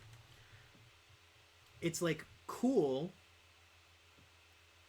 but really kind of flimsy. Like, you get an experimental elixir, which could be useful. Like, all of them are good, but it's like, well, this is kind of a bummer.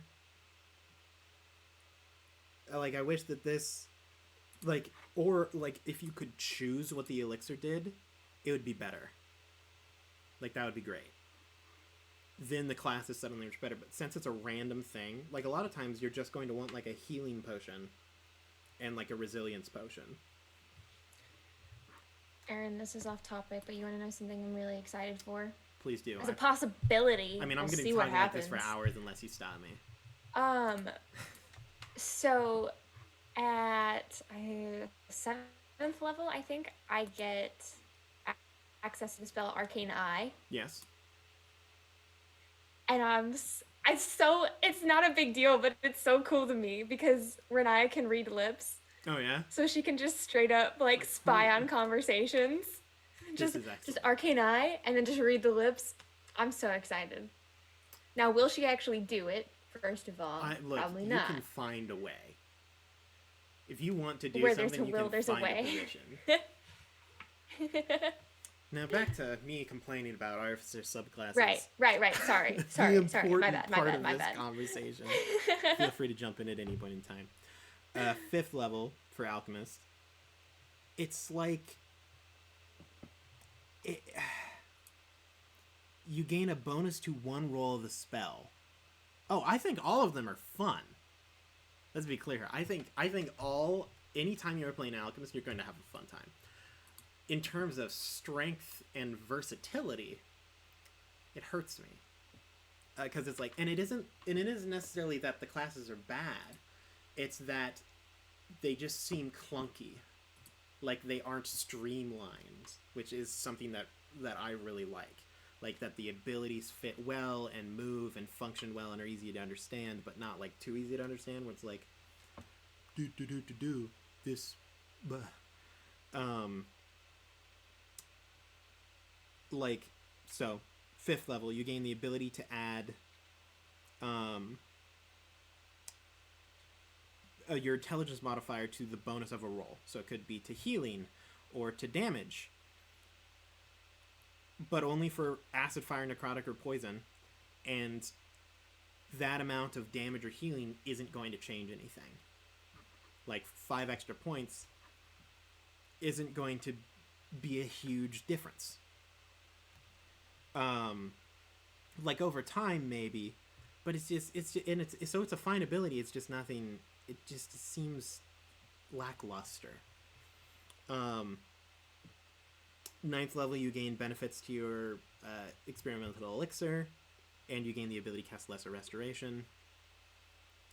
So like giving temporary hit points is really good, but still, it's just the fact that you can't choose what your elixir does, which I understand is the point of the class, but it's like you are a professional alchemist.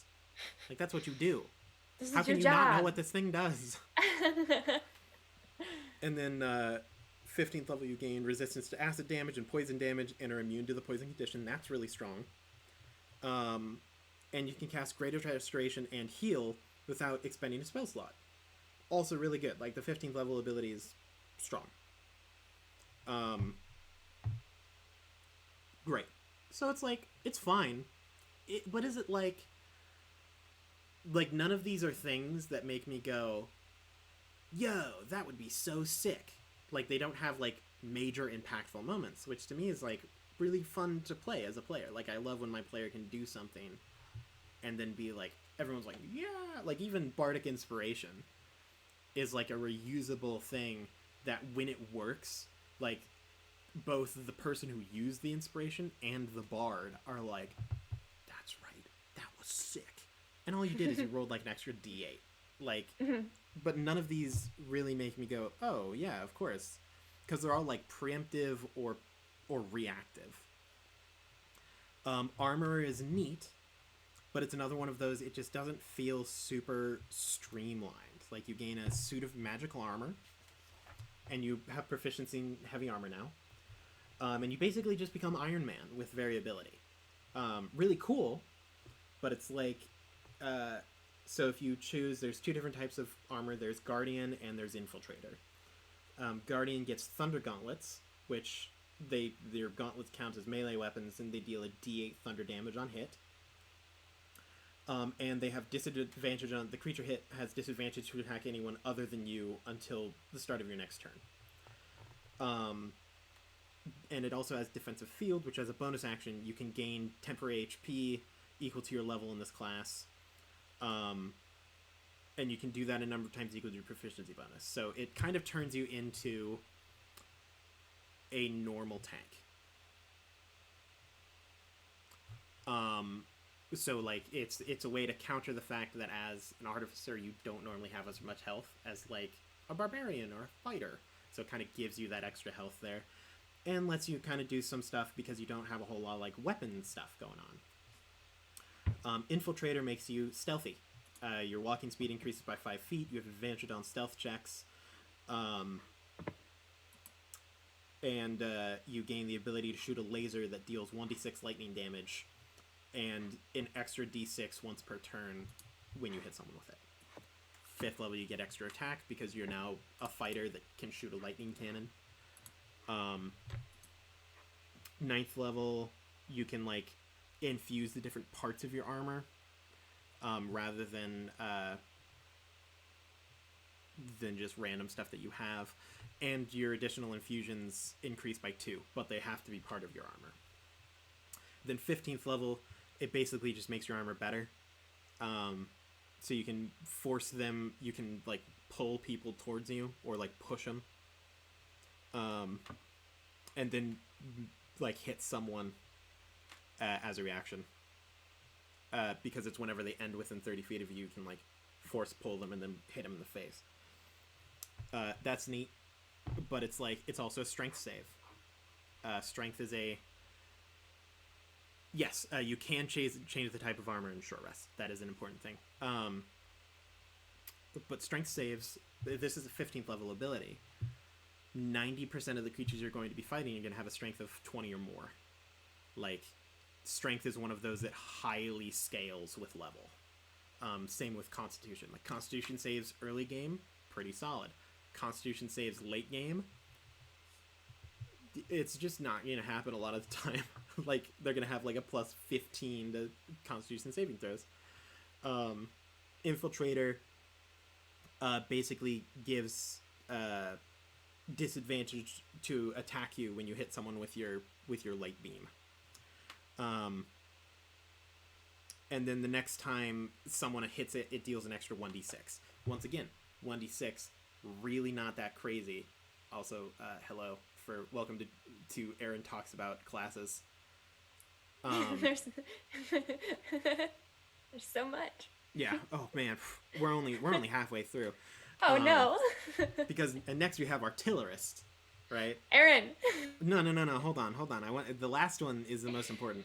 Aaron, we can't just read the books. No. This. Hold on. This is interesting to me. Therefore, someone else might find this interesting. Aaron. What do you want to talk about, Lydia? You got any better ideas? I want to talk about. I mean, you're welcome. If this is no, I'm if this is what's wanted, don't let me stand in the way. Well, no, go on. What do you want? Nothing? One of the things you were talking about was it just made me, I sidetracked and went and was thinking about our last combat. Go on, sidetrack it. It's fine. It's well, whatever. now I feel bad. No, don't feel bad. Now I feel bad. Well, now I want to know what you're talking about. I already closed the book. I'll never find the page again. Well. I threw my book to the side. Rip. Oh, nice. No. Grant, our characters hate all of the other characters. Guaranteed. Oh yeah, Renaya hates every single one of you. Yep, we're terrible. She planned for this end of the episode to actually happen. She's actually hovering. Oh yeah, it was purposeful. And is totally you were fine. texting DJ, hey, which of these can I step on to collapse the bridge, just so that way everyone will die. Gratz flew in. As for who's swooped the DM, me up and we left. He's not currently here. His name is DJ. For the game that we sometimes play on Wednesdays, aka today, but we are not today, I DM. DJ is our DM for the main campaign. Good guy. Good guy. But you had something to say. What's up? What do you want? Okay. Well, no, I really liked it because it was we haven't had a really, really super high risk combat in a hot minute. And I don't know, I just thought it was really well done. I felt really cool during it, which is a rarity. I feel cool a lot in combat, but I mean like I feel smart. You know, where you have to really think through your plays. Oh, all the time. I had several moments where I felt like I had to really think and plan. Granted, I suck at it. I take forever. Hey, but you're doing but great. I wanted to talk about maybe talk about that. I mean, go for it. I want it to be a conversation. I want you to talk to Lydia, I don't know if you've noticed, but throughout this session of conversation, I have been giving you questions and then letting you answer them. And kind of guiding you. Right, and then you'll answer them after. Yeah, this can't just be a one-way street, Lydia. Feed me something. I'm like a baby. Okay. Where's the airplane? Well, one of the things we were talking about after stream was how we even talked about it with how Havel and Renaya are kind of we can bounce back and forth on what we can do kind of thing. Yep. And what did it was like the first turn I had. It was when I did Eldritch Blast and I had 2 beams, blasted each one, and then did Sanctuary on Havel. Sanctuary. I was real proud of that. Felt real cool with that one. I felt real smart with that one. Sanctuary is a powerful spell. And it would have been really helpful. They didn't stink. Yeah. Also, it's a lot more difficult to succeed when DJ is rolling dice. just to say it. Right. Right. Yeah, and I can't tell. So I don't think the spell got worse by DJ's interpretation of it. I think it just got more variable. where it's either much better or much worse. Where it's like, so normally, the way that I've always DM'd it is Sanctuary is each time an attack is made against the creature, they have to make a wisdom save. And then they can redirect it at, if they fail, they can redirect it at another person that is within melee range. Right. But if they succeed, they then have to roll the attack. The way that DJ viewed it as is when someone takes the attack action towards a player or a spell that targets a player, they have to roll the wisdom save, and then it lasts through the rest of their turn.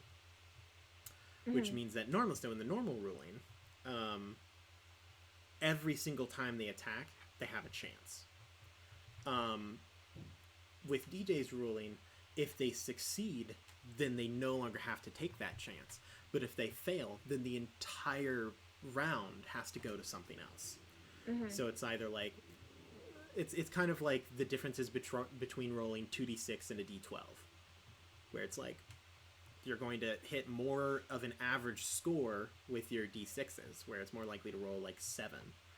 But with a d12, you're a lot more likely to just hit a 12 than I think it's like a 1 in 12 chance versus a 1 in 36 chance or something like that. I don't know entirely how the math works out. The chance of rolling 2 6s on a die, like on 2 die, compared to rolling a 12. I know that one of them is a 1 in 12 chance. So I think it's just just a different spell than my interpretation of it. I kind of like it. Right. Yeah, I thought also you crit on one of those beams, didn't you? Yeah. It wasn't that turn, but I did Eldritch Blast again and I crit on one of the beams. Critting them beams. Yeah, and then I always struggle because DJ makes jokes sometimes about how it's like, yes, I love that we have this so our cleric can do damage. And then I panic in my brain because I'm like, I'm failing as a cleric. But then it's like we were talking about how it's like, but the healing spells aren't the most effective thing in combat. It's like, it's great for if you get down and need back up or to stop you from like failing. But ultimately the healing spells I have are not very helpful.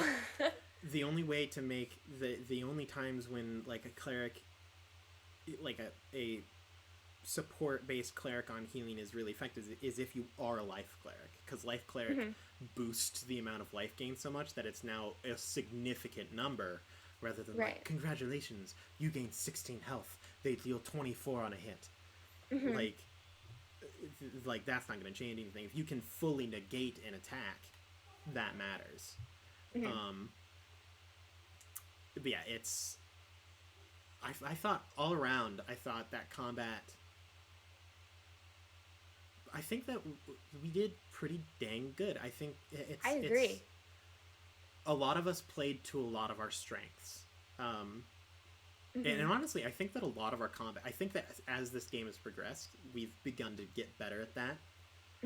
I think the fight with the dragon turtle and this past one all kind of showed that. And it's kind of funny because we played to all of our strengths and then like over half of the party ended up at 1 hit point. Right. And it's like, oh, great. And I'm really excited for what we were talking about with how now Tarak's aware of Hellish Rebuke, and so now we can combo with the Ring and Hellish Rebuke. I'm really excited about that. I make a lot of movement in combat for the specific purpose of letting other people do things. Whether it be, gosh dang, Cather with his, like, I can stab people when they try to stab other people. And your Hellish Rebuke allowing me to be like, oh, no, it's much more okay for you to, like, take damage. I just can't... But I can reduce it, so that way you can but that fixes it, yeah. Also, Edward has been the most helpful I've ever seen him in these past 2 combats. And then he absolutely blew it when it came to moving a rock. It's okay that we had Grotz. I'm so upset. Because we all know that DJ was now like, yeah, Grotz is going to help him out with this rock. He sat there and he went, there's no way that these this is going to go on forever. I need them to do this. Thing. But maybe, I don't know, if Edward was like, I don't know, used the help action, or gave a bardic inspiration at any point in time. I don't know, maybe something could have changed. Maybe. I had to resort to having a bat help. A bat, Lydia. Yeah. Yeah. Look, Maz, knowing more about D&D is a curse. It is honestly the most fun when you don't know what's happening. I suffer every day. Because I have played too much Dungeons and Dragons. So that way, sometimes I'll see a thing and I'll just be like, this disgusts me. How dare you? Gosh dang. One of the things that made me the most frustrated in this campaign was DJ saying that +1 weapons and armors require attunement. I wanted to stab him. Oh yeah, that one's rough. Oh boy. That one's rough. Well, yeah, look. Maz is a wizard. That doesn't mean that he plays his own product. Like, I would just be wrong. And if you've never played, I sincerely suggest, like, finding a group. Go to your local game stores if you have them. If you don't, I don't know, send something out on Craigslist. It's a little bit sketchy. It's really easy. It's really easy to find people to play online. Oh yeah.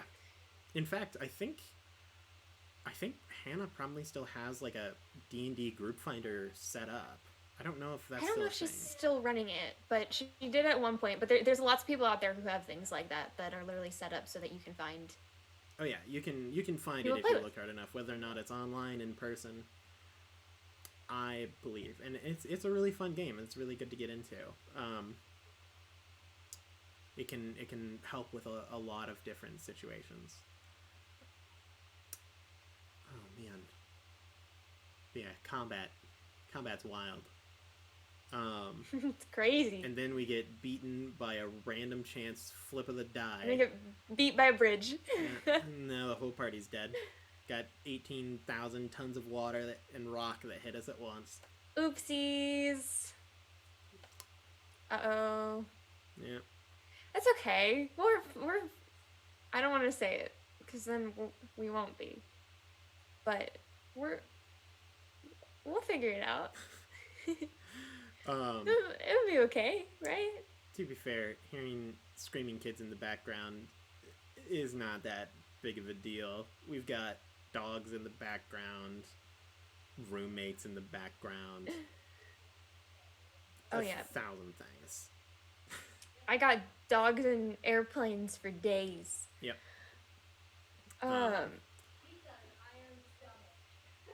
Give me 1 second. Case in point. Don't worry, guys. I'll carry this conversation by myself. But yeah, you can do it. I ended up. Oh man, some of my. I forgot that we had that.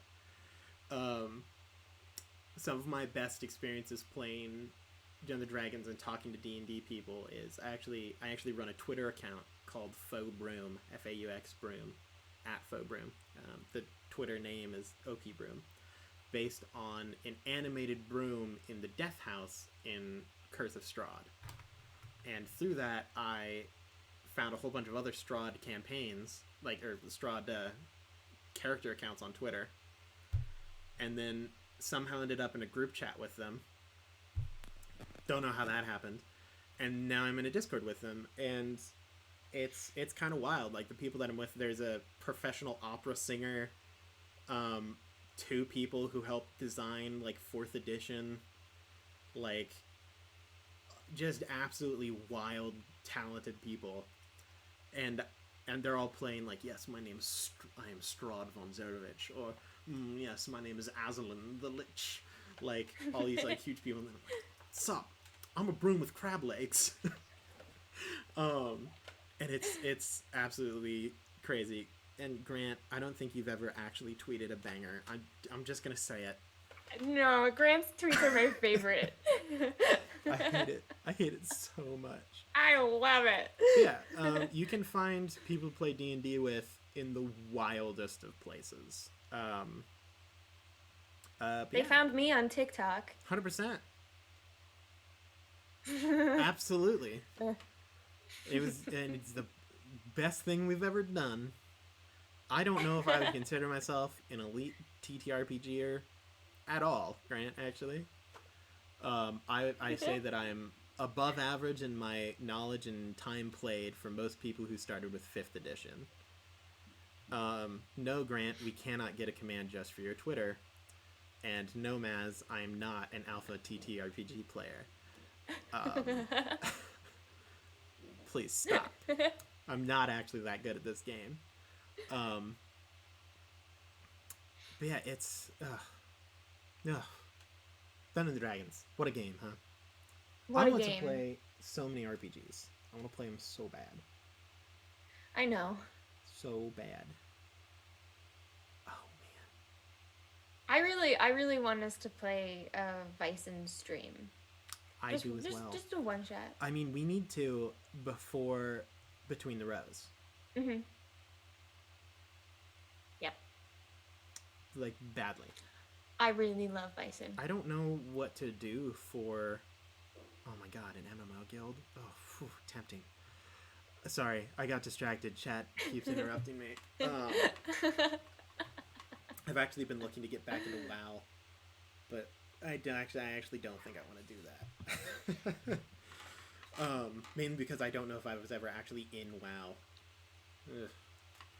But yeah, I don't know what to do for the one shot.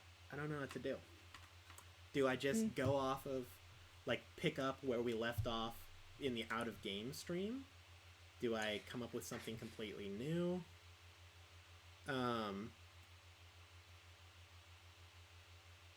Do I instead just go and play RuneScape Classic? I don't know.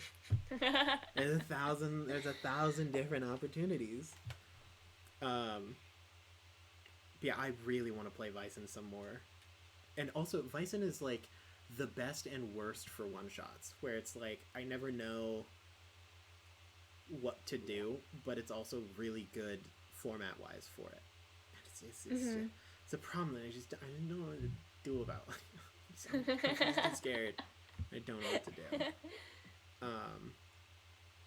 Yeah, I want to play Vysen. I would like to give another shot to the Yellow Sign RPG.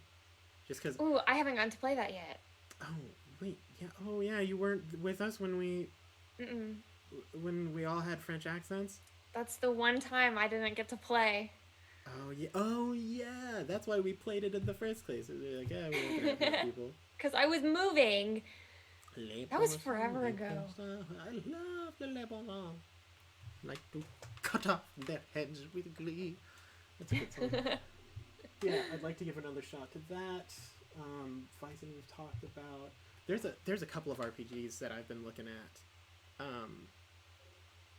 I would love to play, and this is the thing, I don't think anyone else would love to, but I want to play a real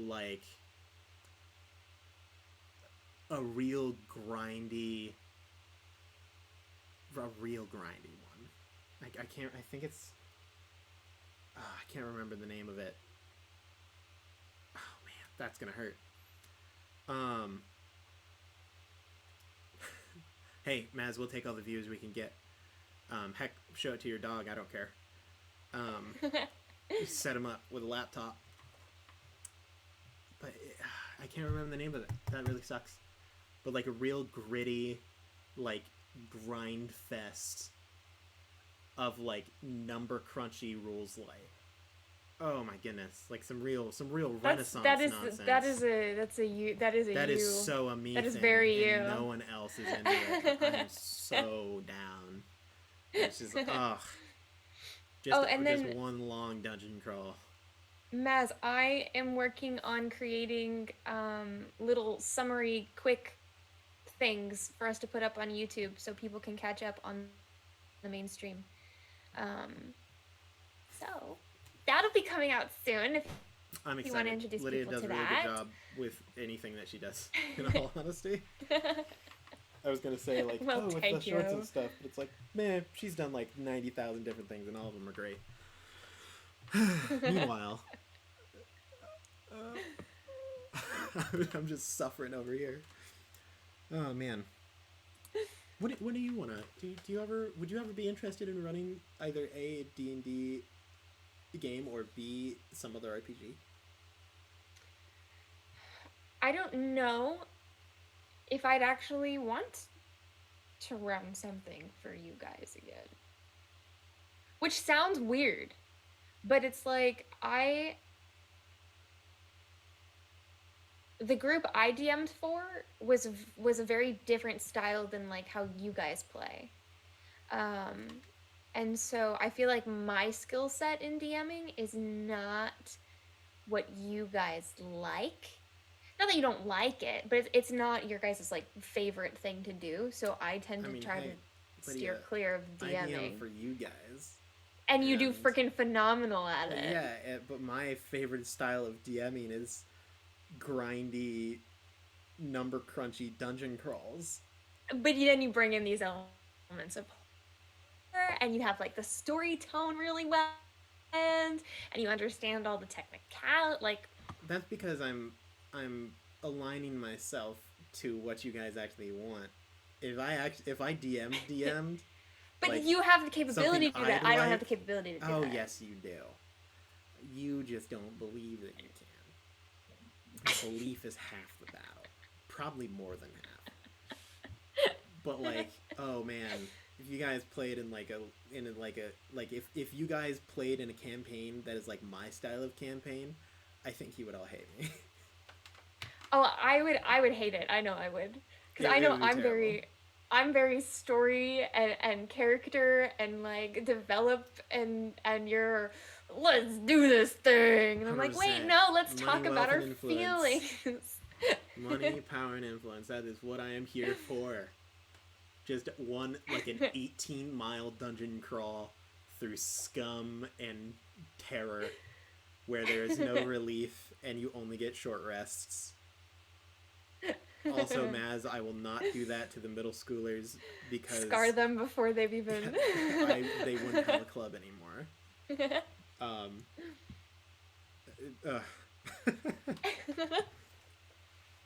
Yeah, and so a lot of my games are very much like things that I'm like, I think someone or most of the group will enjoy this. Mm-hmm. Because truth be told, I don't even really have... I haven't played in a my style game for a long time, so there's a high chance that my style itself has changed very much from what I think that it at one point in time was as well. Because let me tell you, it's hard. Like you would think that it would be like easier to just have like a whole bunch of combats in a row or like something like that, or like just a weird dungeon, but it's really difficult when you can't rely on like, oh hey, they're probably going to talk to this like goblin wearing fuzzy slippers for 3 hours. Mm-hmm. Like I can throw in a random NPC and I'm like, this will probably take up a good chunk of our time. But in like a dungeon crawl where it's like, most likely that's not going to happen. It's going to be a lot more, oh, we entered this room, there's a fight. We left the room, there's a fight. And it's like, wait, weren't we just in that room? Yep, the monsters move.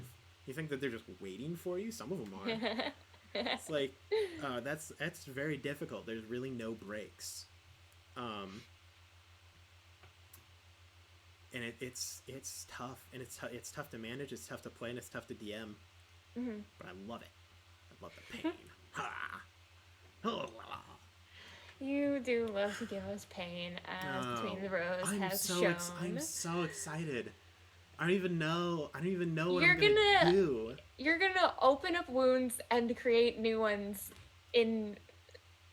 I'm not ready for it. Oh, speaking of which, for those of you who are new here, I don't know if anyone is still new here. Last year, during October, the Halloween spooky season. Spoopy season.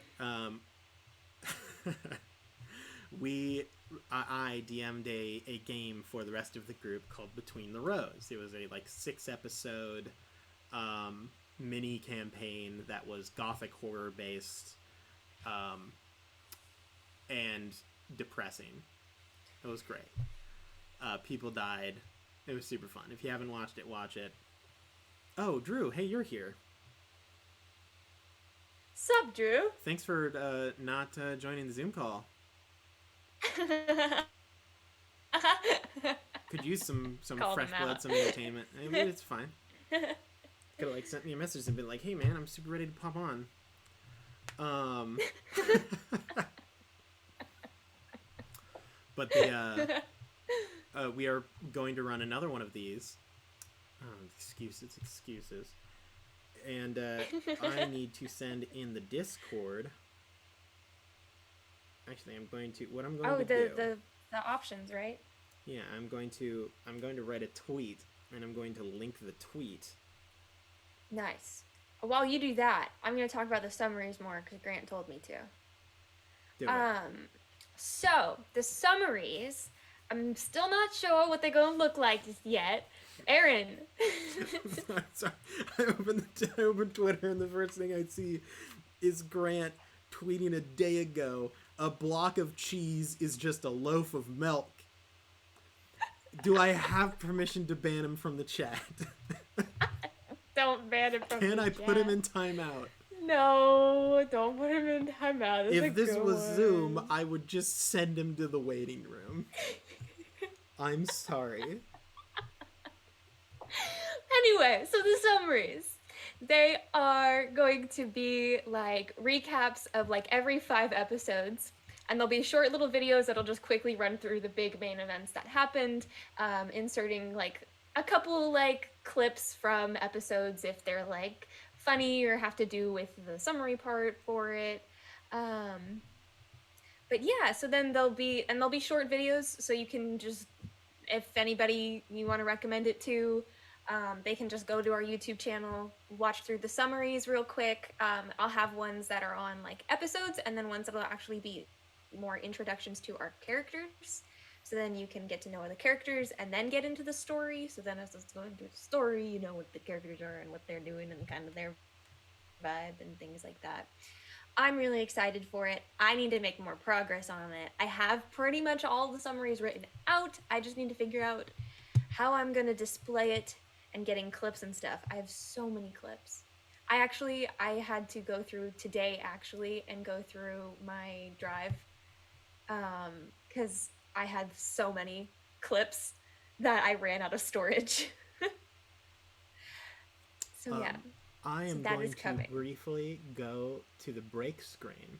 Are we getting a Drew? We are going to get our Lord and Savior, the God Hand. We're getting a Drew. We will be right back.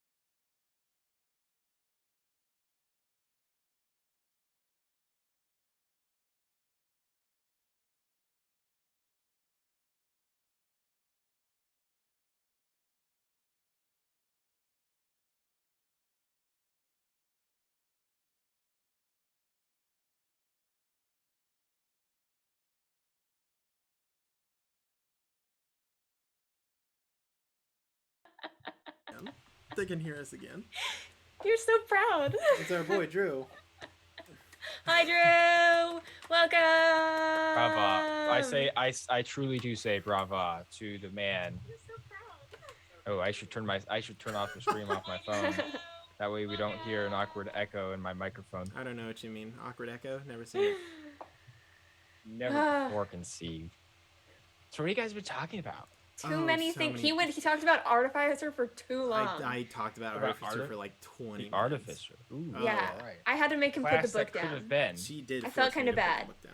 But Okay, actually, although Aaron, I am curious. Are you satisfied with the Artificer that they actually officially? Well, no, Drew, no. What have you done? In terms of the base class, Drew. yes. In terms of the subclasses, no. But All right, perfect. they're fine. Okay, cool. All right.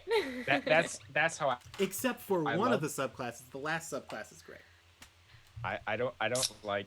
Yeah, I'm not a huge fan of the subclasses either, but the class in general. Drew knows what's love. good. So Drew, we've already asked this question before, but you weren't here, so I'm going to ask you again. We can just go through all the things that we already covered. Oh god! But with Drew, yeah, it's fantastic. like, Man, we should do this more often. I don't know why. Are we starting from the top? Is that what we're doing? Yeah, last Monday. Last Monday, okay. Things occurred Earlier this week on. Yeah. Yep. Yes. Yeah, this past Monday. Uh-huh. We played Dungeons & Dragons on the paper dungeon. Thoughts, opinions about the episode, things that you want to do, things that you did do, things that you don't want to do, things that you're afraid will happen. Do you think we're gonna live? What is your next campaign character? Because we're all dead. Right. Yeah. Exactly. Also, Drew, you missed it. Renaya actually hates all of you. Planned the whole thing. Flew in, picked her up, and flew off with her, and the rest of you plummeted to your death. I see. I understand. There we go. Now you're caught up. I understand fully, and I knew are. Okay, great. I mean, personally, I thought it was a pretty great episode. I thought the combat against the two flower horses was terrifying and amazing. It was terrifying, and that was the best part about it. The fact that like all of us were like we all got below 10, if not down to 1. I was only like at 18. Both myself and Grant, or I should say Catherine and Edward, were at one point down to 1 hit point. Havel got down to like 16 health. Trak got down to like 11. Renai was down to like 8. All of us were like 1 hit away. Right. Ooh, boy, our timing on that was like very... that was like if anything went just slightly worse for us, it would have over ended so badly. Oh yeah, but it didn't. So it's it's great. It works out well. I just misspelled Chicago as Chicago. Chicago. Anyway, what else? I love the cliffhanger. Actually, the three of us talked about the cliffhanger though a whole lot after stream, guys, and we went in circles really. Yeah, because we're all dead. But yeah, around in a whirlpool. It's a circle of life. Exactly, that's exactly right. We're the circle of life. Exactly. I think we are not all dead. However, I am very curious to see where we end up. I think at least somebody is dead. You think at least because I volunteer myself. I was gonna volunteer myself. I think DJ's gonna do that because he knows that I revivify. I don't think it's gonna be me. No, but we're not gonna be out of that river, but within a minute. Yeah. Well, so that's true. Yeah. It took us like an hour to get out of the ocean. But if I can get my hands on you within a minute. That's assuming you're still conscious. That's also assuming I'm still conscious. 39 health. That's very fair. You have a very good point there, sir. Also, it doesn't Revivify is Revivify just an action? It's just an action, right? I think so, yes. Okay, that's good. So actually, let me look. So theoretically speaking, Revivify it takes 6 seconds to cast. Okay, yeah, it's one action. Okay. So within a minute, Oh my goodness. Ugh. I mean, hey, like, you could always try, I guess. But the I don't problem is I only have 2 spell slots for it. So if more than 2 people go out, I'm sorry about you. see. I think it would be really great if I do think it would be kind of cool if one of us was dead. I don't think it I would love be death. Renaya. I think Death is great. I'll volunteer myself. Let's see. I think if DJ were to purposely do it in order for it to be something tasteful, I think either Cather, Edward, or Tarak. I agree. It's probably Edward though. It's probably Edward. Realistically, although here's a thought though. Here's one interesting thought, right? So when we got swept away, right? By the way, I assume spoilers has already been mentioned. Not really. We got it. Hey, We've been spoiling things all day. You know, don't watch Table Talk, Table Scraps, because there's lots of spoilers if you haven't watched the most recent episode. Sorry for already spoiling probably most of the episode. If you hear a question about the last episode, leave. And then come back. And then if away. we're still talking about it, leave again. And then come back later. By the way, the poll is up on Twitter. You can follow the link through our Discord to Nice. Also, Ooh, cast members are allowed to vote on this. I'm going to do so now, actually. I'm going to do it later because my computer struggles. Oh, no, I can't. Oh, wait, no, I can't. Can I? No, I can't. Wait, what? That's so weird.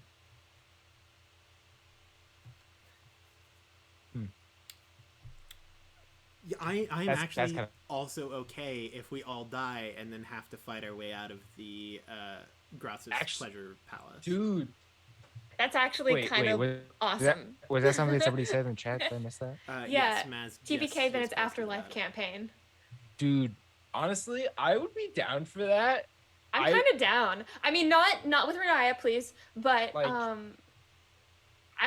kind of want to do a campaign like that. That sounds awesome. Although, I don't think that would be what it would end up happening.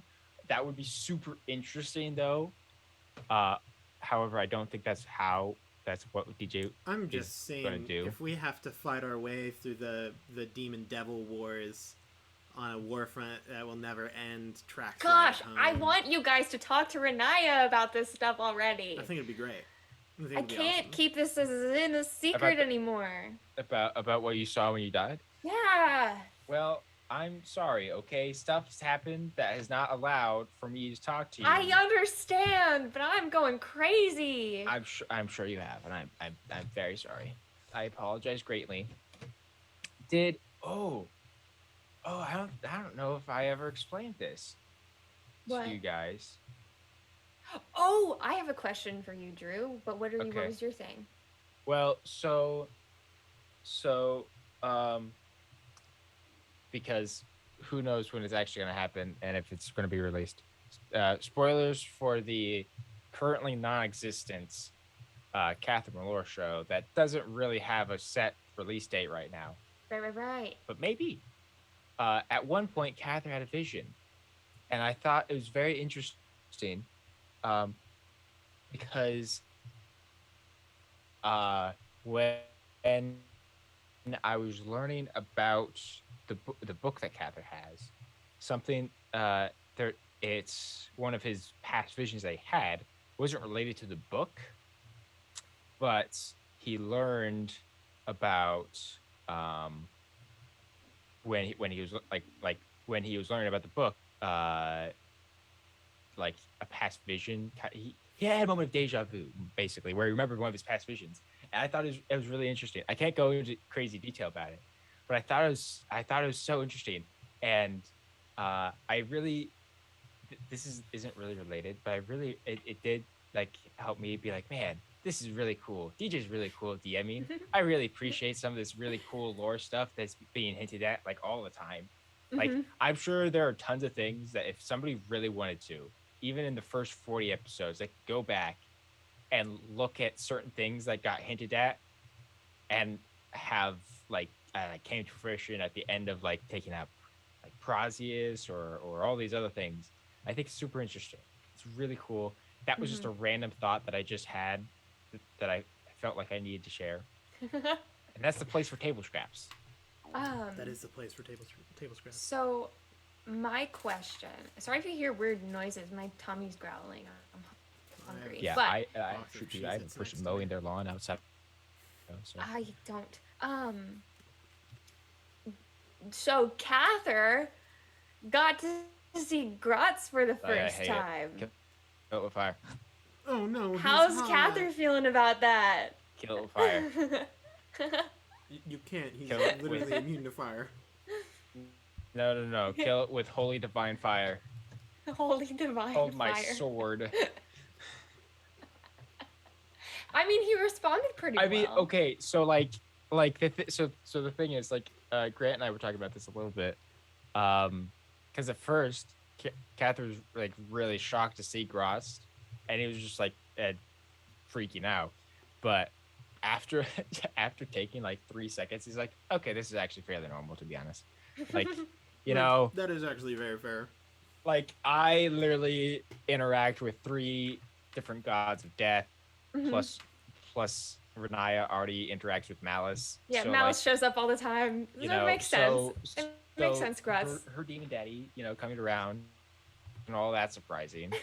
I was a little surprised that he helped us. But yeah. Meanwhile, Edward's freaking out because this isn't normal. Normal people don't just have demons around. It's like, well, that's true. I love Grotz people's eyes don't go black. No, people's eyes don't go black. Renaya. They're my favorite moments with Edward. Drax in a similar situation. Oh yeah, I want to know. I want to know Drax. Well, even if you didn't, I'm going to tell you. Well, I do. So tell me. Well, in that case, maybe I won't. No mind. So 4 orcs.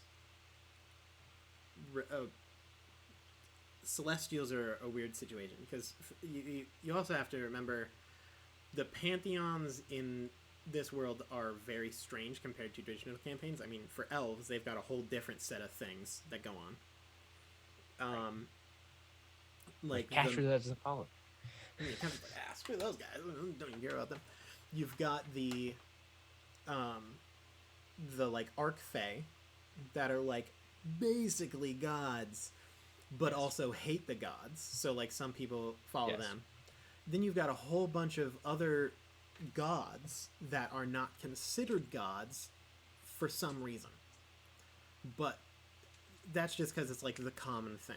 So like the people of Jormungandr, they're patron deities of Jormungandr and the 3 first ones, Grom, Arden, and Brunaya, are not considered gods by the rest of the people living on the planet. The same is also for the Orcish deities. Grumpsh, Ilnaval, Luthic, Yurtris, and Shargaz. They are, to the orcs, they're gods, but to anyone else, it's like, I mean, gods, aren't they? But the Orcish deities interact with the orcs a lot. Like, the children of Yurtris have each of the Tanar of the children of Yurtris have a Tome of the Stilled Tongue, which in the normal D&D lore is made by Vecna, and he literally writes to people in the Tome of the Stilled Tongue. And is like, hey, bud, it would be really great if you did this thing, and you can like talk to Vecna through it. Very similar. You can literally write to Yurtris in a Tome of the Stilled Tongue and just talk to Yurtris. Like, he communicates avidly with his followers. Grumpsh is seen constantly whenever like a battle is done or about to begin or a sacrifice is made to Grumpsh. You can literally see, and he will give out like prophecies and things like that. Same with Luthic and pretty much all of the deities, actually, except for Shargaz. Shargaz doesn't show up too much. So for Tarak, encountering like people's gods is more normal than never talking to the gods and them talking back. So seeing like, oh yeah, no, that's Gratz. He's like, oh well, thank goodness. Finally, I was beginning to believe you weren't even real. Like, the idea that you could talk to the gods and the gods won't respond is crazy to Tarak. Because it's like, why would you ever follow that? Like, that's so dumb. That's like me saying, hey, tree, it would be really great if you could just fall over. And then if it happens to fall over, I'm like, oh, clearly the tree heard me. No, that's not how it works. Like, that's absolutely crazy. Meanwhile, Edward's like, I don't know. Maybe are the gods? I mean, maybe they're just really strong things. Which, although to be fair, he's not wrong. He's not all that. He's not wrong necessarily. Because, like, to be fair, Edward. like the Archfey are as strong as the gods, but they aren't considered gods. Yeah, they're not gods. So technically, I love Edward because I don't think Edward has ever been like fully and completely incorrect about a thing. Mm-hmm. Like, his attitude is incorrect, but like his thoughts and opinions, they're actually not that far off from the truth. Like, are we not going to care that Renaya's eyes are like black voids? Black? Yeah. That's not normal. He's not wrong. Like, he's absolutely correct. That's not what normal people do. Normal people's eyes don't go black. As stated by him. That is absolutely good. Like, pretty much everything that he has said is like a normal human being. Just like, yes. I don't think that this is a good thing. We're going to die. And evidenced by this last episode, he's not wrong. Yeah. Speaking of, though, actually, that does remind me. I actually think, so of the 3 people that I think have died, or I think on the table 2 have died, I actually think Edward is the least likely. I would agree with you as well.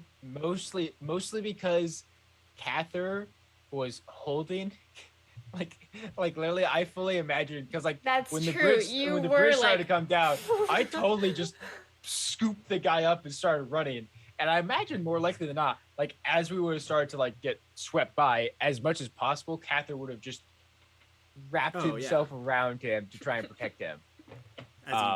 But it turns out you're actually what kills him, because you're going to get knocked unconscious and your armor is going to get stuck around his neck. He's just going to drown at the bottom of the river. Right. Yeah, honestly, there isn't really... I mean, there's no one... in all honesty, I doubt that someone will die. Yes. Like, logically, I think I said this in game. Logically, someone should. Like, in fact, all of us should be.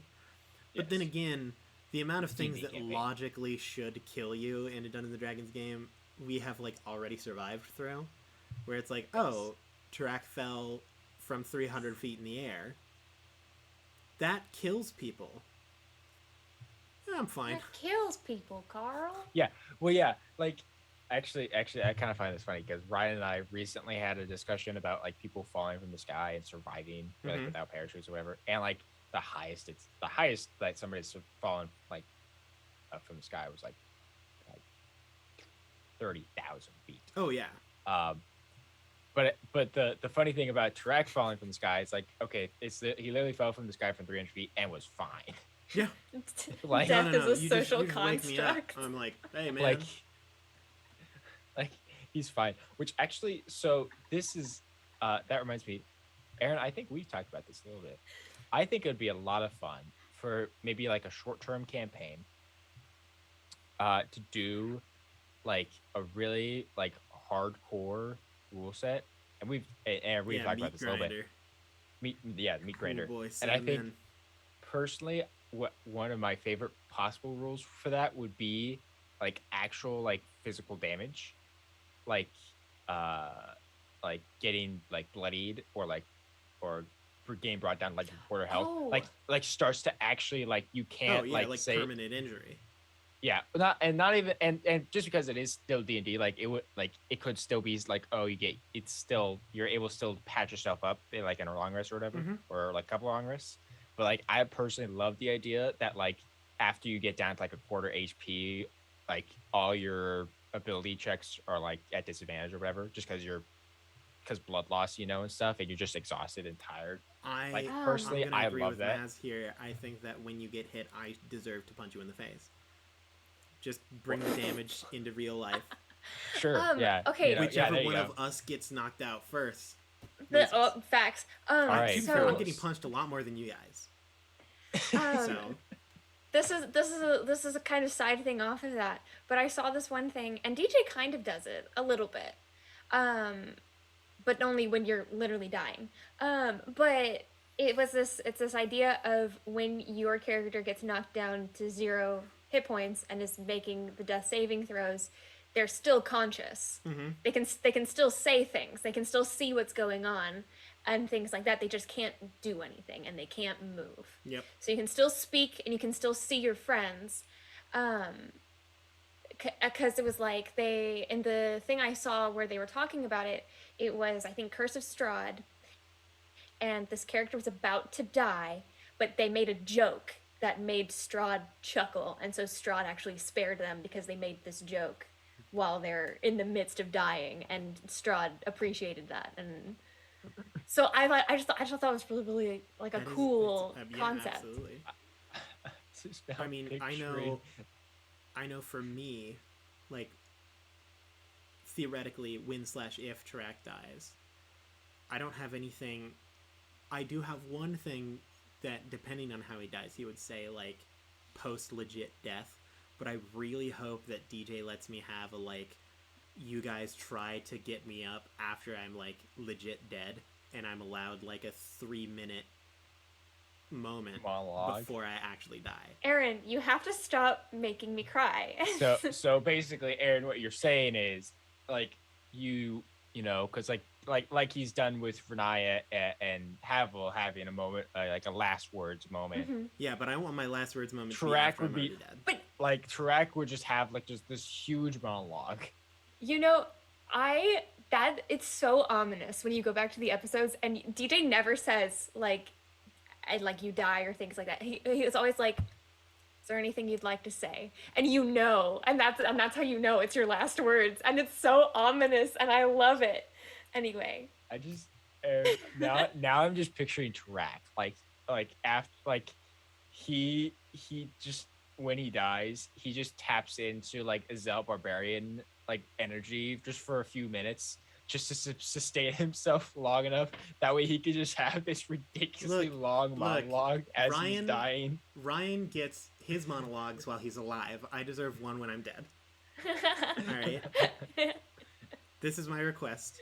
Plus, it'll be awesome and everyone will cry. And so that should allow me to do that. There.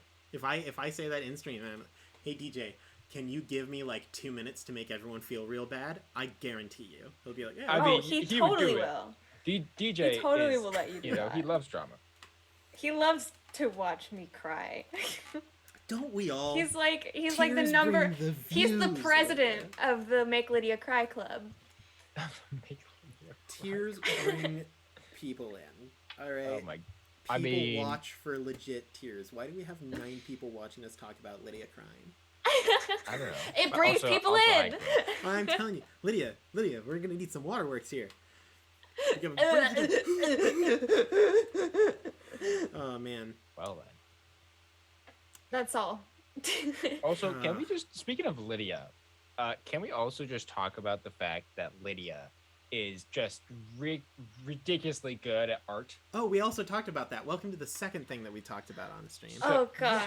So like, if you haven't seen it, somehow on the Discord in the fan art section, Lydia made a drawing of Renaya and Gross just chilling, just hanging out, having a grand old time. Specifically from one of the more recent episodes where Renaya was on watch and Gross just decided to chill with her, Really cool moment. And she drew it like a champ. I wish I could. is because like I loved that moment so much because it was really I made it really sweet in my head because it's like literally Renaya has like no energy, has just gotten beaten the crap out of. Her health's Yeah. fine, but she's still like got the I mean- effects of it. I mean, yeah, you cast most of your spells. And so she's just sitting there, like, just has the like crap beat out of her. Looks totally not there. Is saying the most random things. Like she'll go for like 5 minutes, literally just sitting, staring off at a corner, and then just be like, "Ow, oh, Cheese is just my armor pinched me." It's like just not there at all. And Gratz is just chilling there, just being like, "Oh yeah, yeah, it did that." you just stare off into the distance And and, she's like- you just go. Cheese is just a loaf of milk. Jesus is a toast is bread double baked. I loved it in my head, and so I was like, I got to do it. Yeah, I can't. But thank you, Drew. Yeah, I can't you're do welcome. that. Color is not my friend, and so like, I can't do backgrounds because then it's hard to differentiate the people from the surroundings because I don't know how to color. So I just I'm have like trying to learn. nothingness. Hey, aren't we Grant, all? it was not my choice to look at your tweet. It was on Twitter when I sent out the poll, and it made me upset. I did make him upset. We almost put you in timeout. I was tempted. Just I- full ban. We banned. Ban Grant from the chat. Oh dear. Never. If I could ban you from Twitter, I would do it. If you would ban Grant from Twitter, I would if you had that immediately. power. Not even a sec. Like, if the god of Twitter came down to me and was like, "Hey, Aaron, What's your one wish? you have the ability to ban one person on Twitter," I would not even hesitate. Grant to 4. Automatically. Never again. Your guys' friendship baffles me in some ways. I love it. You know, For those of you who didn't know, Grant and I are basically best friends. I hate him so much. like Aaron, honestly, is he looks fairly intimidating, but really is actually pretty bare. Except for when it comes to Grant. Oh man, I trapped Like, this kid. And Grant being Grant is still this bundle of joy that keeps coming back. Exactly. It's he's SpongeBob like, and Squidward. And you guys are both better that for is it. actually very accurate. We do have a very SpongeBob and Squidward relationship. Yeah, it's just like well, and someday, Aaron, you're like Grant is gonna like fall off the face of the earth for like 5 months, and you're gonna be real sad and realize. It's already happened, dude. Like Grant. I like, suppose that is left, true, actually. And I like legitimately, I've like told the people around me, I'm like, this sucks. I don't have anything to do. Like, I like Grant and I used to like hang out All like the time. and go get food at like 2 a.m, multiple days a week, and like just sit there and talk about stuff. And now I'm like, crap. Like it'll hit like 10 o'clock at night, and I'm like, I don't know what to do anymore. I'm all alone, and it sucks, man. And then Grant's gonna why show back up. I'm gonna get back to being used to him, and then And I'm then- going to leave. Then I'm gonna hang out with that is- Drew. Whoa, easy there. Hey, let's not go that far. Okay, you're gonna come out here and you're gonna hang out with Lydia. No, because Lydia's gonna be asleep. I'm up until like 4 in the what are you morning talking about, every Aaron? day. Now you are. Look, when we're in Idaho, Lydia, you're gonna do a whole paradigm shift. Everything's gonna be all different. I'm just gonna be sitting there all alone. You know, if actually, theoretically speaking, actually Lydia would be up later. Or would she? Yeah, I'd be up until like 6. No, then you Because because then you'll have to flip it all around because you'll have like work and stuff. So then you just completely revert. You revert to going to bed at like 6 o'clock in the evening. So in other words, Lydia's going to sleep during the day. That's funny. You think I need sleep? And it's going to work in the evening. I don't believe it. I'm just going to be all in. I just guarantee it. So Grant requested that I tell the story of us at the bank. So it's like 4 a.m. Grant and I were like, no, it was 2. I remember it was 2 o'clock. We had gotten food. Actually, I don't even know if we had gotten food at that point in time. I don't even think we were eating. But I was talking to him as we were like driving around, and I was like, oh my god, have you ever seen this guy? And it was some Viner or something. And so we just pulled into some random parking lot, and I pulled up a compilation of this dude's vines. And then we're like sitting there, and Grant looks out the window, and he goes, Aaron, there's a police officer walking towards us. And I'm like, what? So I like set the phone down, roll down the window, and she's like, hey,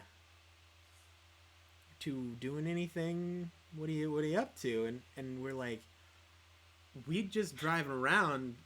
He was showing me some videos on his phone. We just finished. It was a Monday night because we were like, we just finished streaming, and then we went and gotten some food because we hadn't eaten. She was like, oh, okay, well, we just like to double check any cars that are sitting outside of a bank at 2 a.m. And we like look over, and there's a bank right next to us. And we're like, oh, yeah, no problem. We didn't even realize there was a bank there.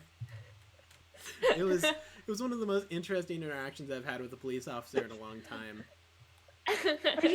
I just like, I like to imagine like you guys are just Why are we getting raided? We don't do anything.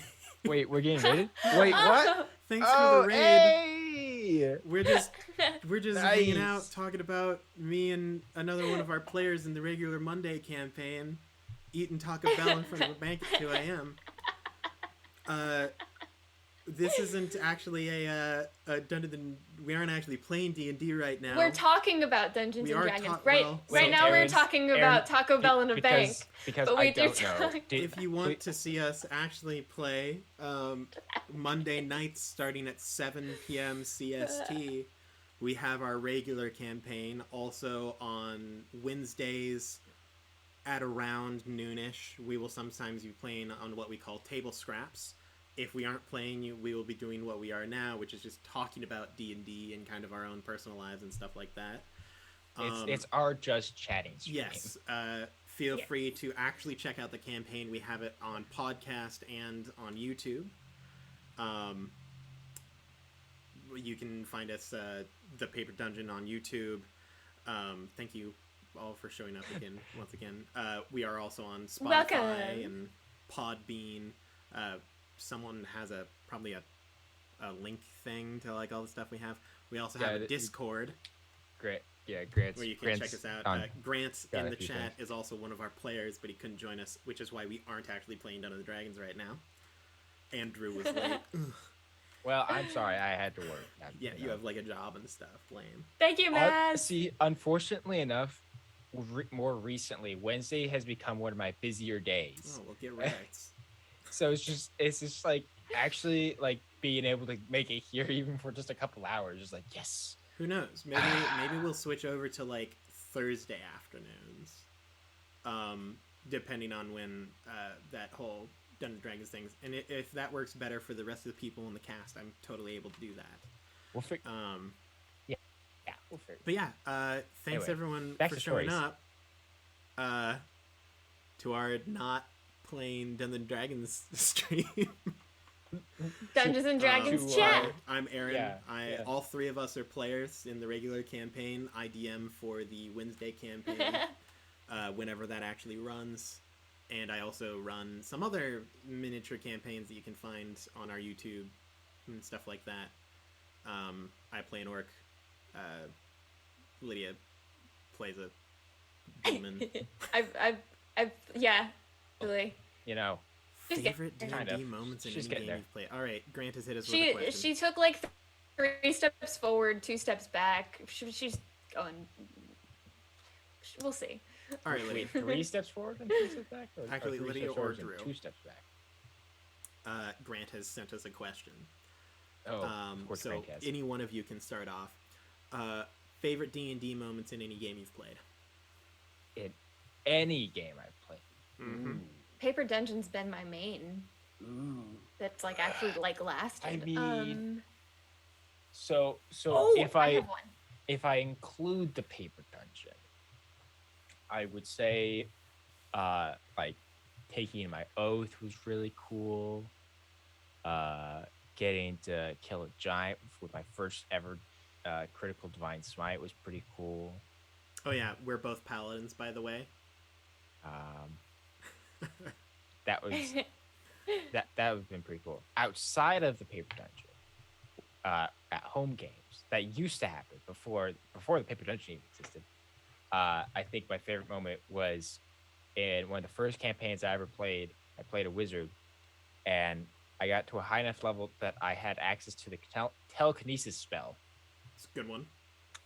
And with a little bit of grace from the DM, I used said spell to help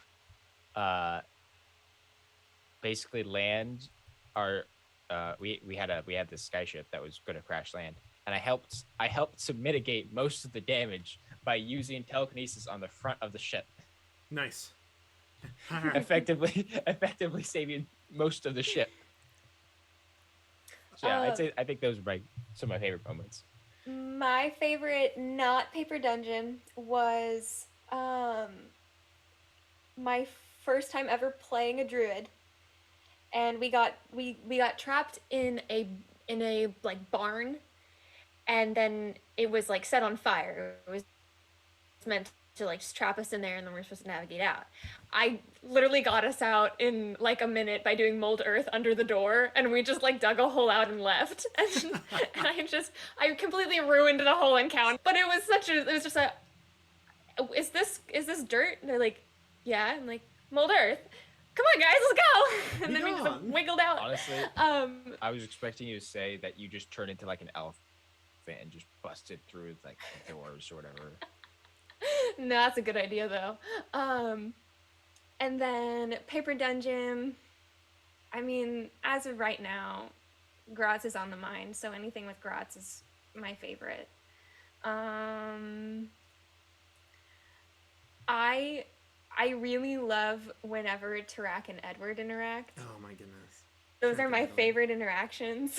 God, what a or group dynamic. When Edward and Havel banter and like can actually banter. Like I love that too. Really oh man. As for me,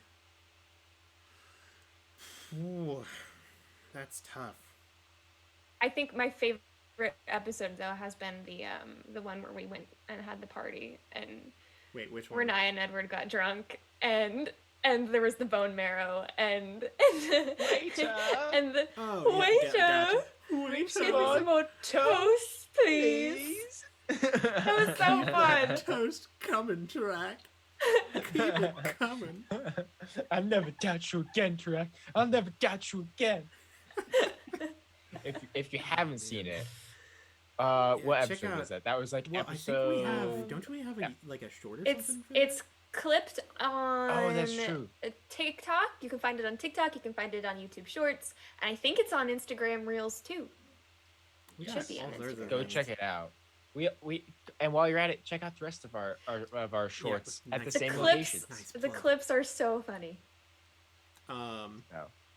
Yeah. Oh, geez. I don't even know. In terms of campaigns So the worst part is, my favorite things are the ones in the campaigns that I DM for. I love watching my players do cool stuff.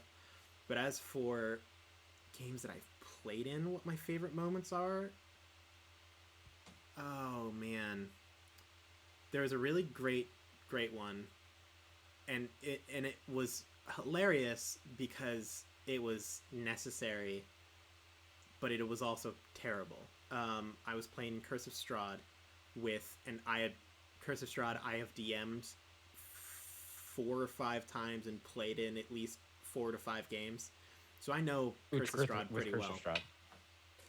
And it was Ryan was DMing, and the episode was taking a long. The session was taking a while. We hadn't really done anything, and me and one of the other players, Cameron, I've mentioned him. He had played in the game that I DM'd of Curse of Strahd, so we knew where the solution to the puzzle was. Like, we knew where the guy was. And so I looked at him, I like texted him like, Cam, we need to move this along. We haven't done anything. We've got to get done with this. He says, deal.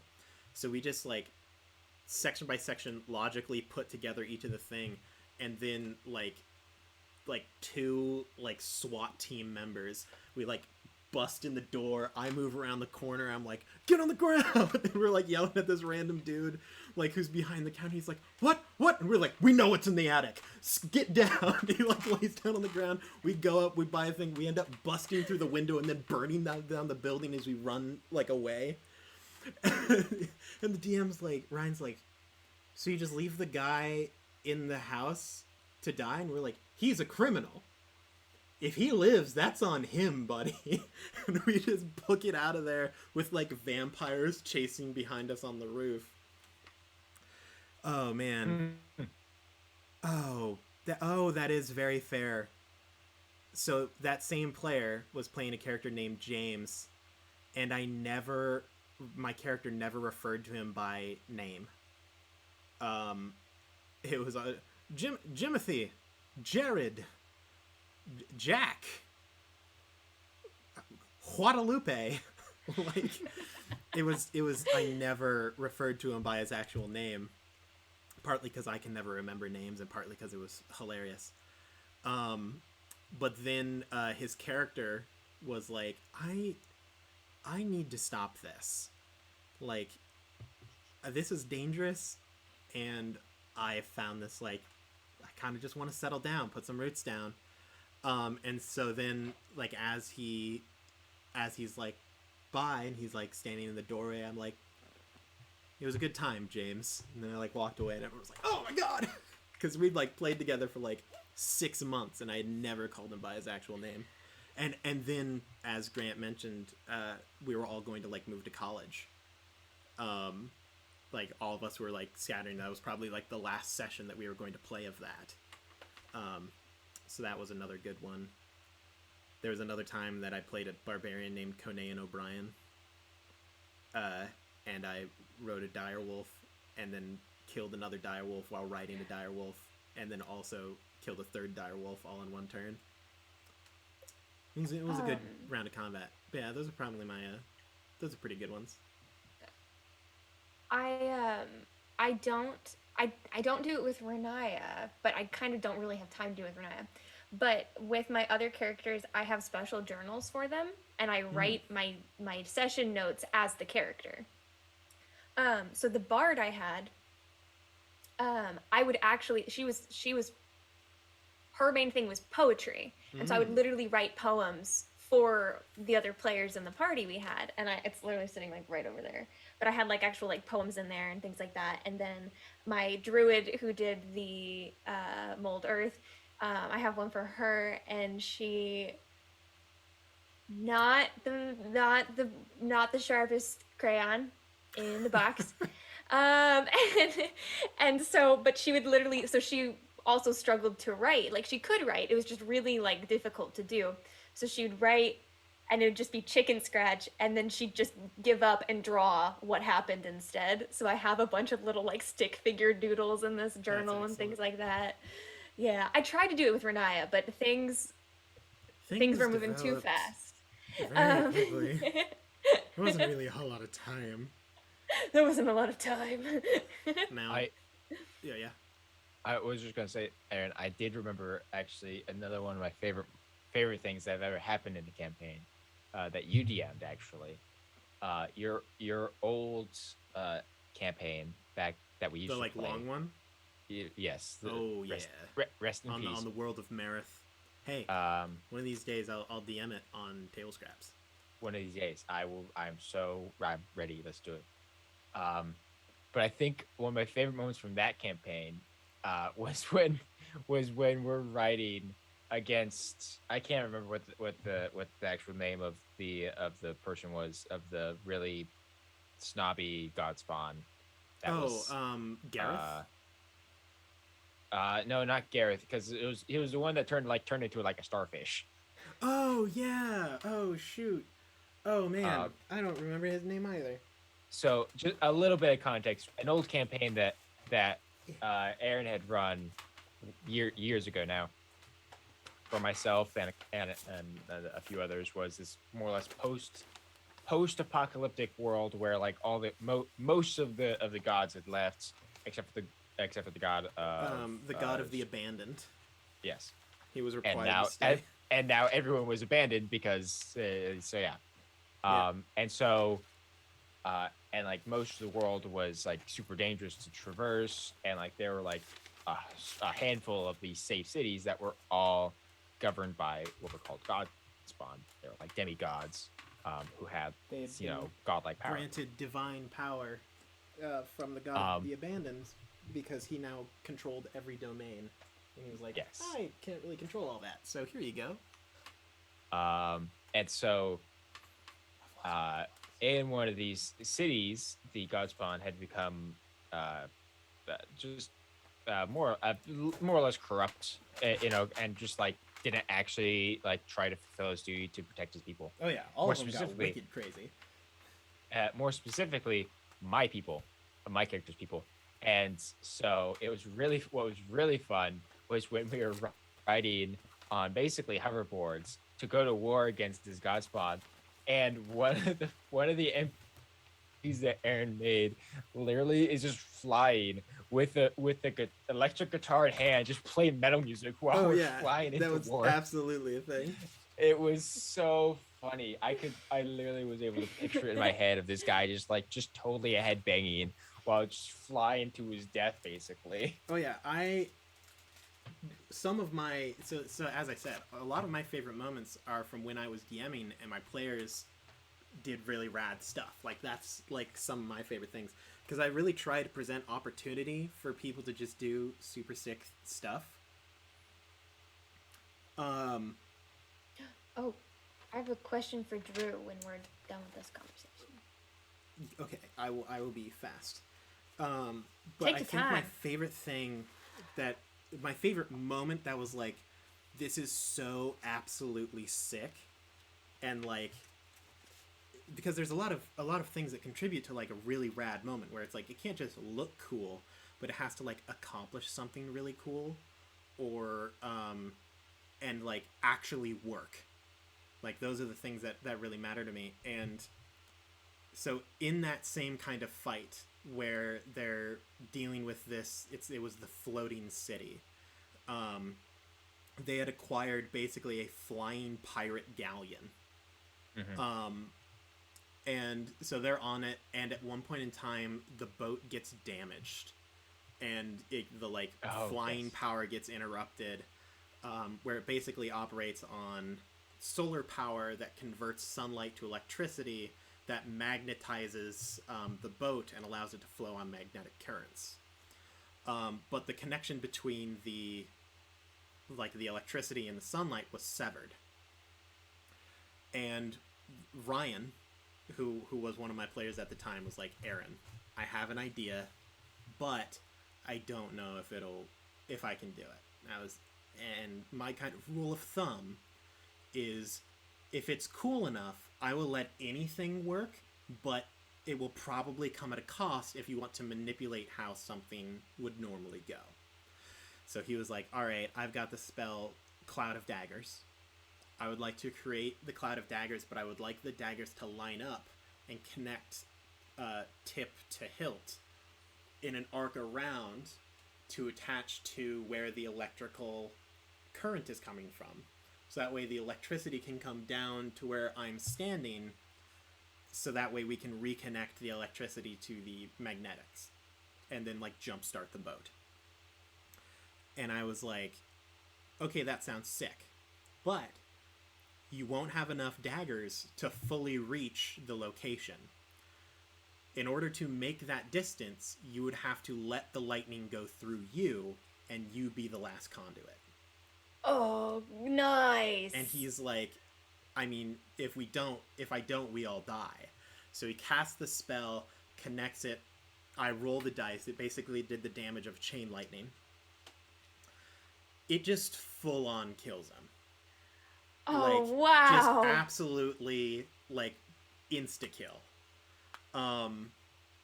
But because of the, like, paralyzing, like, lightning, he maintains the connection to the boat. The boat keeps running. They, like, win the fight, and he dies. And it was the sickest moment of, like what a way to metal go. music going on in the background, and like lightning courses through his body as the boat joins the rest of the fleet up in the sky.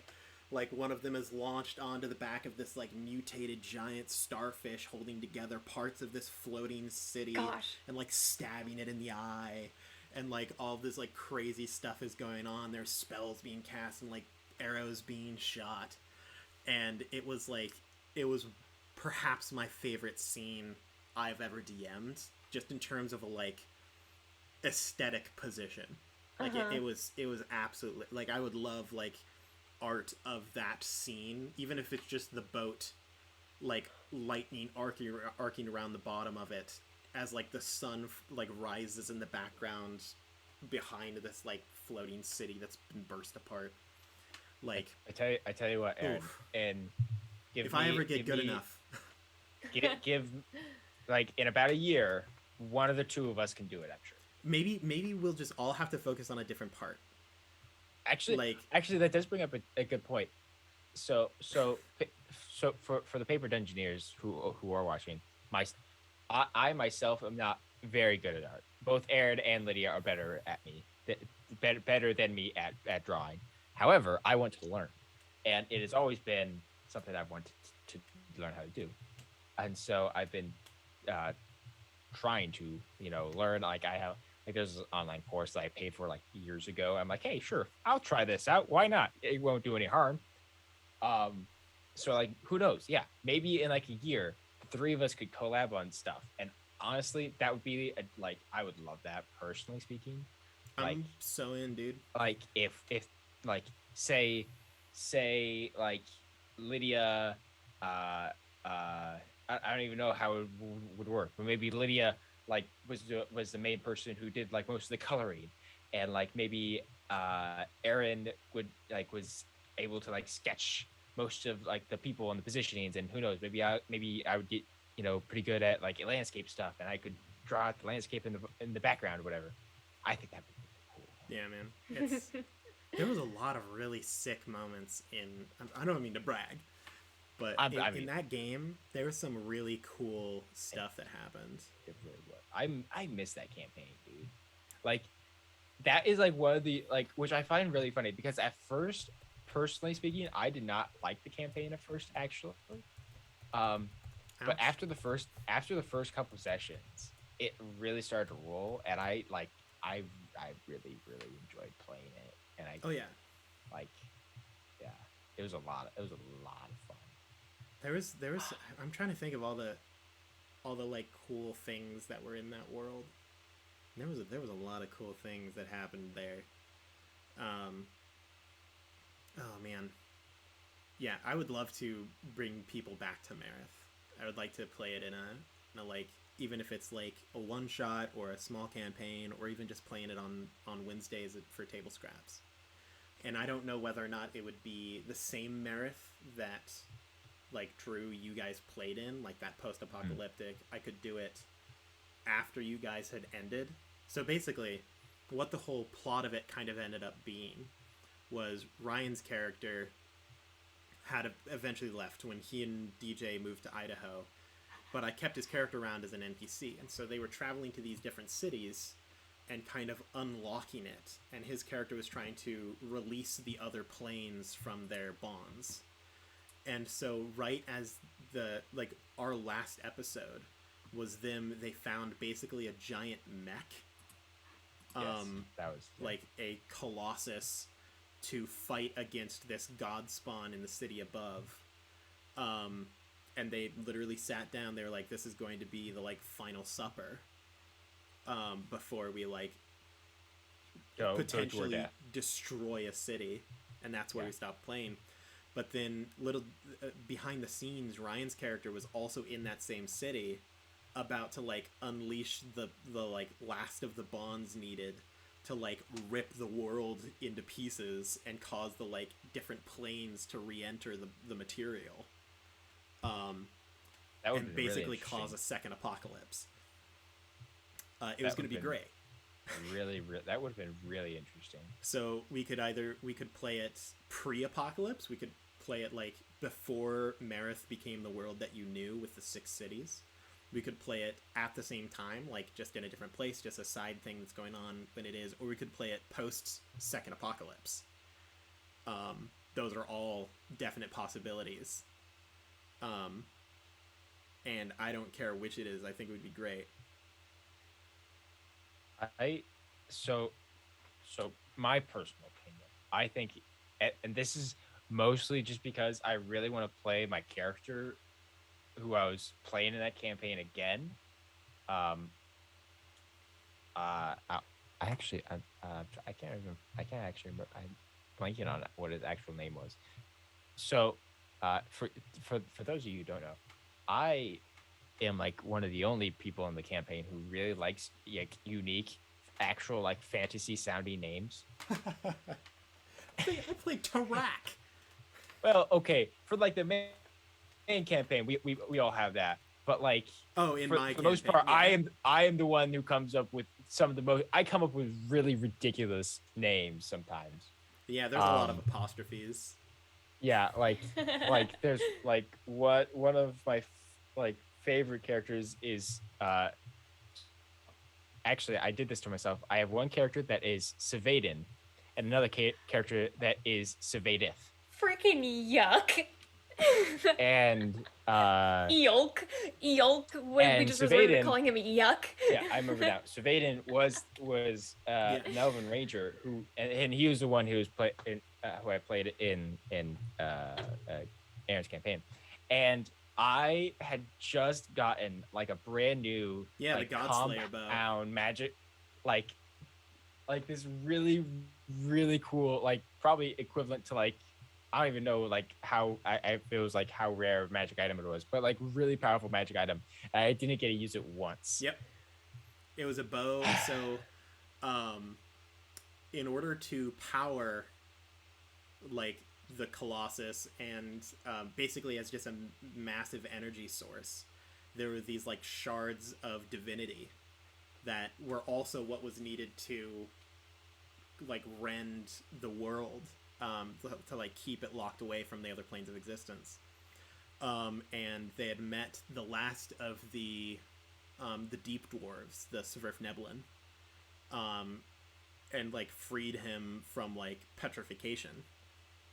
And he was like do this thing for me and you can like basically have this fetch quest, get me back this thing, and you can use my Colossus. Yes. So they do the thing, come back, and he's like, I had a piece that wasn't good enough for the Colossus, but I have crafted it into a weapon, so that way you can fight without it, because only a few people can actually fit and function in this mech. Right. Yeah. And so you had gotten the Godslayer bow that was like charged with a piece of like tainted divinity. And yeah, and so that was never got to see what that did. Nope, never got to use it once, and to this day makes me sad and disappointed. So, with your permission, DM, I think it would be really cool if we play like in a post double apocalyptic world. And if I could still play, I'm 100% down. If I could still play Aiden like with like most of his gear that he acquired, I would greatly 100%. Appreciate that. I would love to kind of play through what happened in that fight, and then just you are the only one who knows, and then all of the other people are like survivors of the second apocalypse. Right, who like are nothing to do with my adventuring party that I had before. Man, Um, like the world split into pieces and we don't know what's happening. I would so love to do that. Yeah, man, it was gonna be what my favorite. There was, I pride myself on my NPC work. I think that's next to horror. NPCs are like my next strongest thing. Oh my goodness. And my That's an favorite understatement. NPC that you never really interacted. It was just mentioned, as kind of like a display of strength. So the god spawn of the first city, who was also the god spawn of life and death. So he obtained the life and death domains. And he by far was like the most powerful of the Oh gods. yeah, well I mean he was the first. He was the eldest god spawn.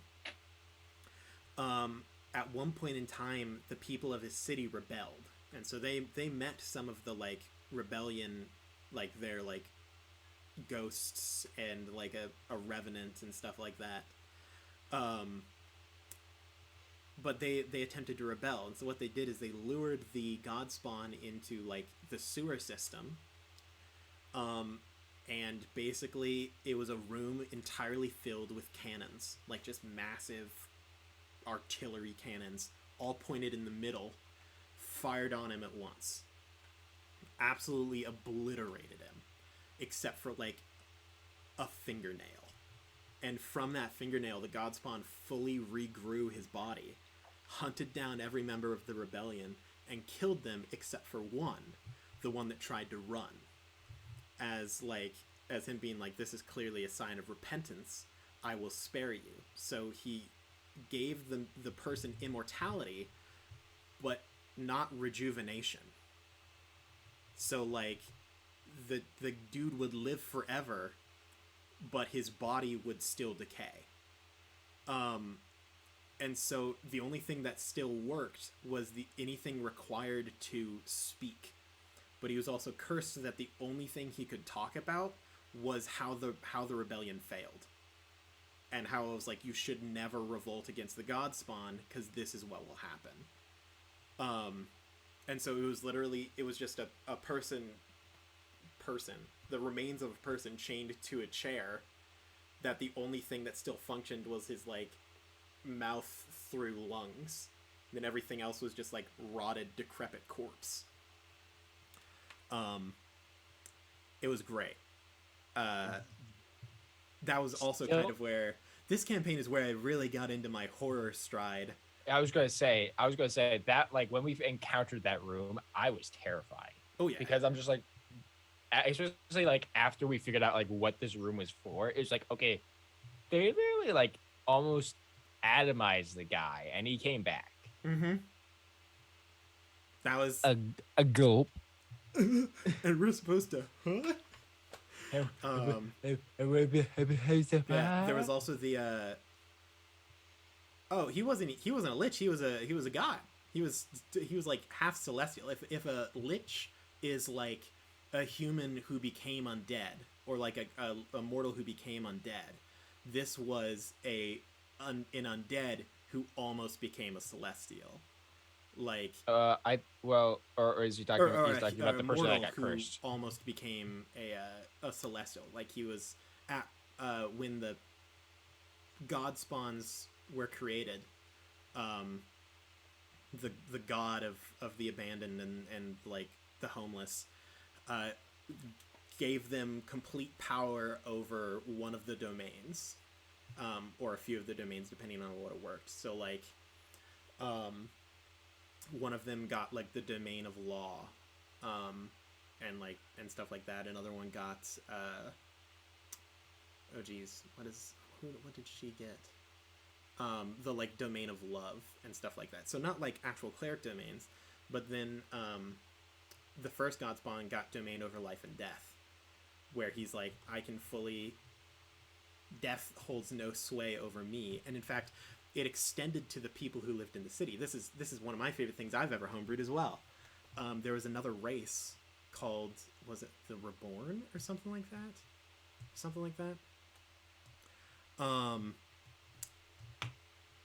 Where if you died, so the city was built as a tier system. So like the wealthy clerics and holy people lived at the top. the slums are at the bottom, and then at the very bottom there's a trash pit, and there's not a whole lot of room. So like expanding people is a problem, and they have no room for graves. So what they do is when someone dies, the kind of curse of life brings them back to life with varying levels of their memory. So you can have either 0 or 100% of your memory, or somewhere in between. If you were closer to 0, your eyes got more red. You became more like a traditional like horror zombie. And if you were closer to 100, you gained blue eyes. And if you were below 15%, you were just a full mindless zombie who like hungered for the blood of the living and stuff like that. So instead of burying them, they just threw them into the garbage. They just threw them off the wall into the trash pits. So there was like entire communities of like undead people that were just totally normal people that had varying amounts of their memory from their living time that just lived in like the trash vats outside of the city. Yeah, the domain of life and death. It was great. It was terrible. It was so awesome. Then there was the what was it, the Rippers, something like that. The like horsemen people. Yes, the undead horse. That was also terrifying. Oh man, I've talked about like these literally, before. I know about it. Yeah, like session number like 1, we're in the wilds because the whole start of the campaign was for whatever reason our characters had gotten kicked out of the city we were living in, and we were basically sentenced to death. And the equivalent of a sentence to death is banishment. Yeah, because they can't. They don't want to kill you because that just takes up space. They don't have room for the dead, so they're just like, leave the city. You're going to die out there, and we're not going to have to deal with you. Right. And so we're all together for the first time. We're traveling, and we get attacked, kind of, by these undead horse people who were just terrifying. They were great. Like, they were like not quite centaurs. So imagine just also a regular horse. Just imagine a regular horse. Give it red eyes, making it completely black. And then where a normal rider would sit, graft the torso of a person, but have them hang over the side of the horse so you can never see their face. Yeah. The horse never. It was always just like its side always faced you. You could never see the side of the horse with the face on it, and so that would mean that instead of running at you directly, where you could see the side of it, it would move sideways. So its legs would pivot in their joints to run at you horizontally. Yeah, that was great. Terrifying. They could also climb trees. Because the riders, instead of like actual arms, they just had like long long tentacle whips. And so once the riders woke up and like you could see their eyes, that's when they would like actually try to kill you. And so then everyone was just like, and that was a random encounter too. Yeah, it was great. They're like, oh crap, we can't beat these guys. They just start like sprinting, and the horses are like, I'm like, oh, the horses begin to follow. You see their like joints spin and like, crack as their like elbows and joints start to break and like flop at you, and eventually like their like heads came up and they were like, guys, climb a tree, they're horses. And then the arms like whip around the tree and they start to like Mulan up the tree towards the characters, and they're like, oh crap. They're like sprinting for their lives because like one of them attacked and like almost killed them with a single hit. It was great. It was absolutely excellent. Yeah, fun time. Real fun time. Yep. But yeah, so we survived. Welcome to Aaron DMing. You get freaky horse things. But yeah, I would love to bring everyone back to Marith. Also, I like it how Grant left approximately like 20 minutes ago, and then he came back just to be like, you guys are still streaming? Well, yeah, I mean, we've been going for 3 hours and 30 like... minutes. Why stop now? That's actually a great question. Does anyone have anything else that they would super like to talk about or cover? I know I've been talking for like 80 minutes. I mean, I had my question for Drew, but now it's really off topic. Oh, no. Hey, that's We'll fine. just That's get back fine. to it. Ask There. your question. Anything is Hit back it. on topic at this point. Welcome to Table because Scraps. we ended the other topic. Okay. Well, I was gonna ask about how you're feeling about the whole Ruat situation. Ooh, that is a good one. I'm glad we didn't stop. Oh boy. So the fact that we have to potentially kill each other really sucks. That puts a whole new suck to the suck that is there. You know, it's bad enough that we're cursed to be within like constant 120 feet, otherwise be just burned to death. But not only that, the only way to break the curse is for one of us to kill the other person. Yeah. Like, that's horrible, especially because we didn't really even touch on it necessarily, but Renaya does have Revivify. Yes, that is correct. However, it's not a guarantee. It's not a guarantee that that's gonna fix things. No. Also, we've never used Revivify, and who knows if DJ has anything different about how it works. Exactly. Also, Renaya's never cast it before. The only hint we have is that DJ has mentioned that it does get harder to come back, to keep coming back. That's the only thing he said. Yeah, he has said that. But I didn't have to do anything when I got brought back. That is your first time, though. But yeah, so if it's the first time, like, we're good. Right.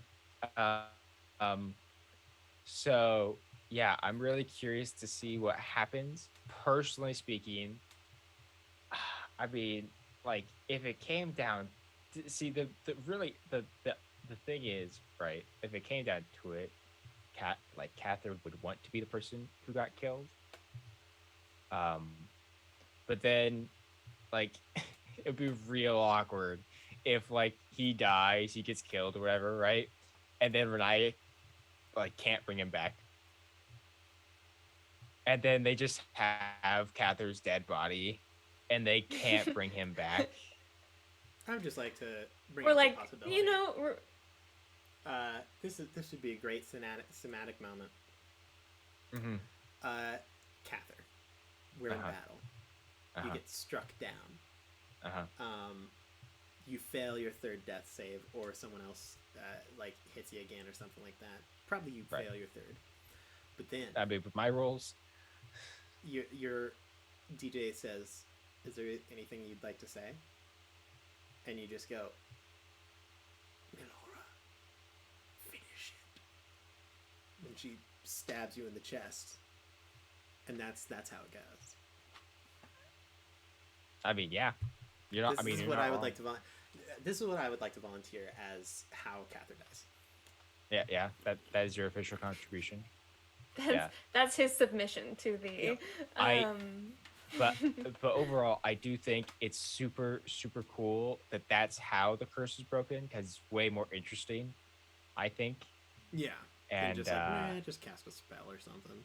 Right. And honestly, I do find it funny, given that we found that out more recently, because like I had also talked to DJ about the potential of Cather like going on some sort of vision quest in order to break the curse. That's not gonna happen now. So this actually brings up an interesting thing about just a thing that might be important to know for the future. Orcish diseases most of them can't be cured with the lay on hands disease thing, or even a minor restoration. A lot of them require a major restoration. Some of them even require a wish spell or something cast at 9th level, because I thought it was really dumb. Which is just crazy. Well, so many of these diseases are just so easy to get rid of. That's so lame. It's I like to think of it like cancer.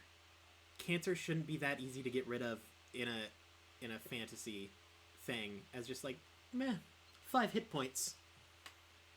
No. That's fair. That doesn't. Because cancer is terrifying, both in game and out of game. That's fair. And so, That's like, I want more diseases. Dungeons and Dragons, give us more diseases that are harder to get rid of. Max, get on it. Figure out some more diseases. Stop it. But that's just my little tidbit. Does anyone? That would be really interesting, though. Oh, whoa. Does anyone have anything else that they'd like to do? Because we've been going for like over 3.5 hours.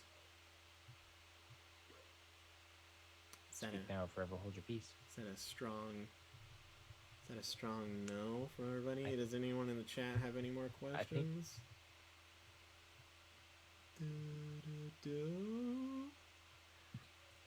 I mean, I've asked all the questions I can think of with the main campaign for you guys. I think I'm all out of I mean, I could just go back into talking about subclasses. Aaron could go on. I could talk about that for 80 years, and if I ever do have a solo stream, there's a strong chance that will occur.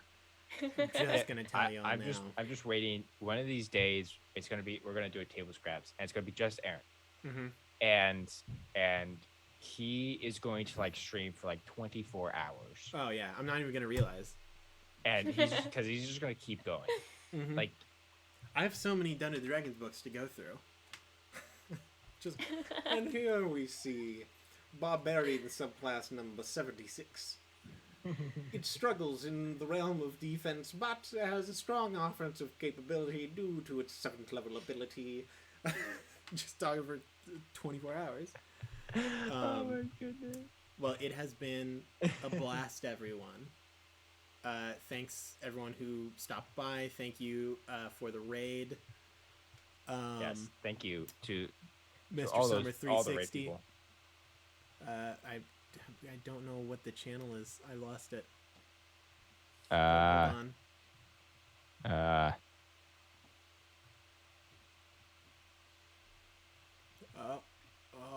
Oh no, it's just Mr. Summer 360 Yeah. is rating us for that amount. Thank you. If you have any requests for us to do or anything like that, or any thoughts, opinions, you can find us on YouTube, on any podcast streaming service, including Spotify. We have a Twitter that I never post on. We have Instagram. We have TikTok. We've got so many things. Also, we have a Discord, and that really matters because it will link you to the Twitter post that I just sent out for that poll about Between the Rows that will be probably coming out sometime in October. Thanks everybody for stopping by. I had a blast. I hope you two had a blast. That was so much fun. In the words of the channel, good luck and Godspeed. We will see you next time, Dungeoneers. Ooh.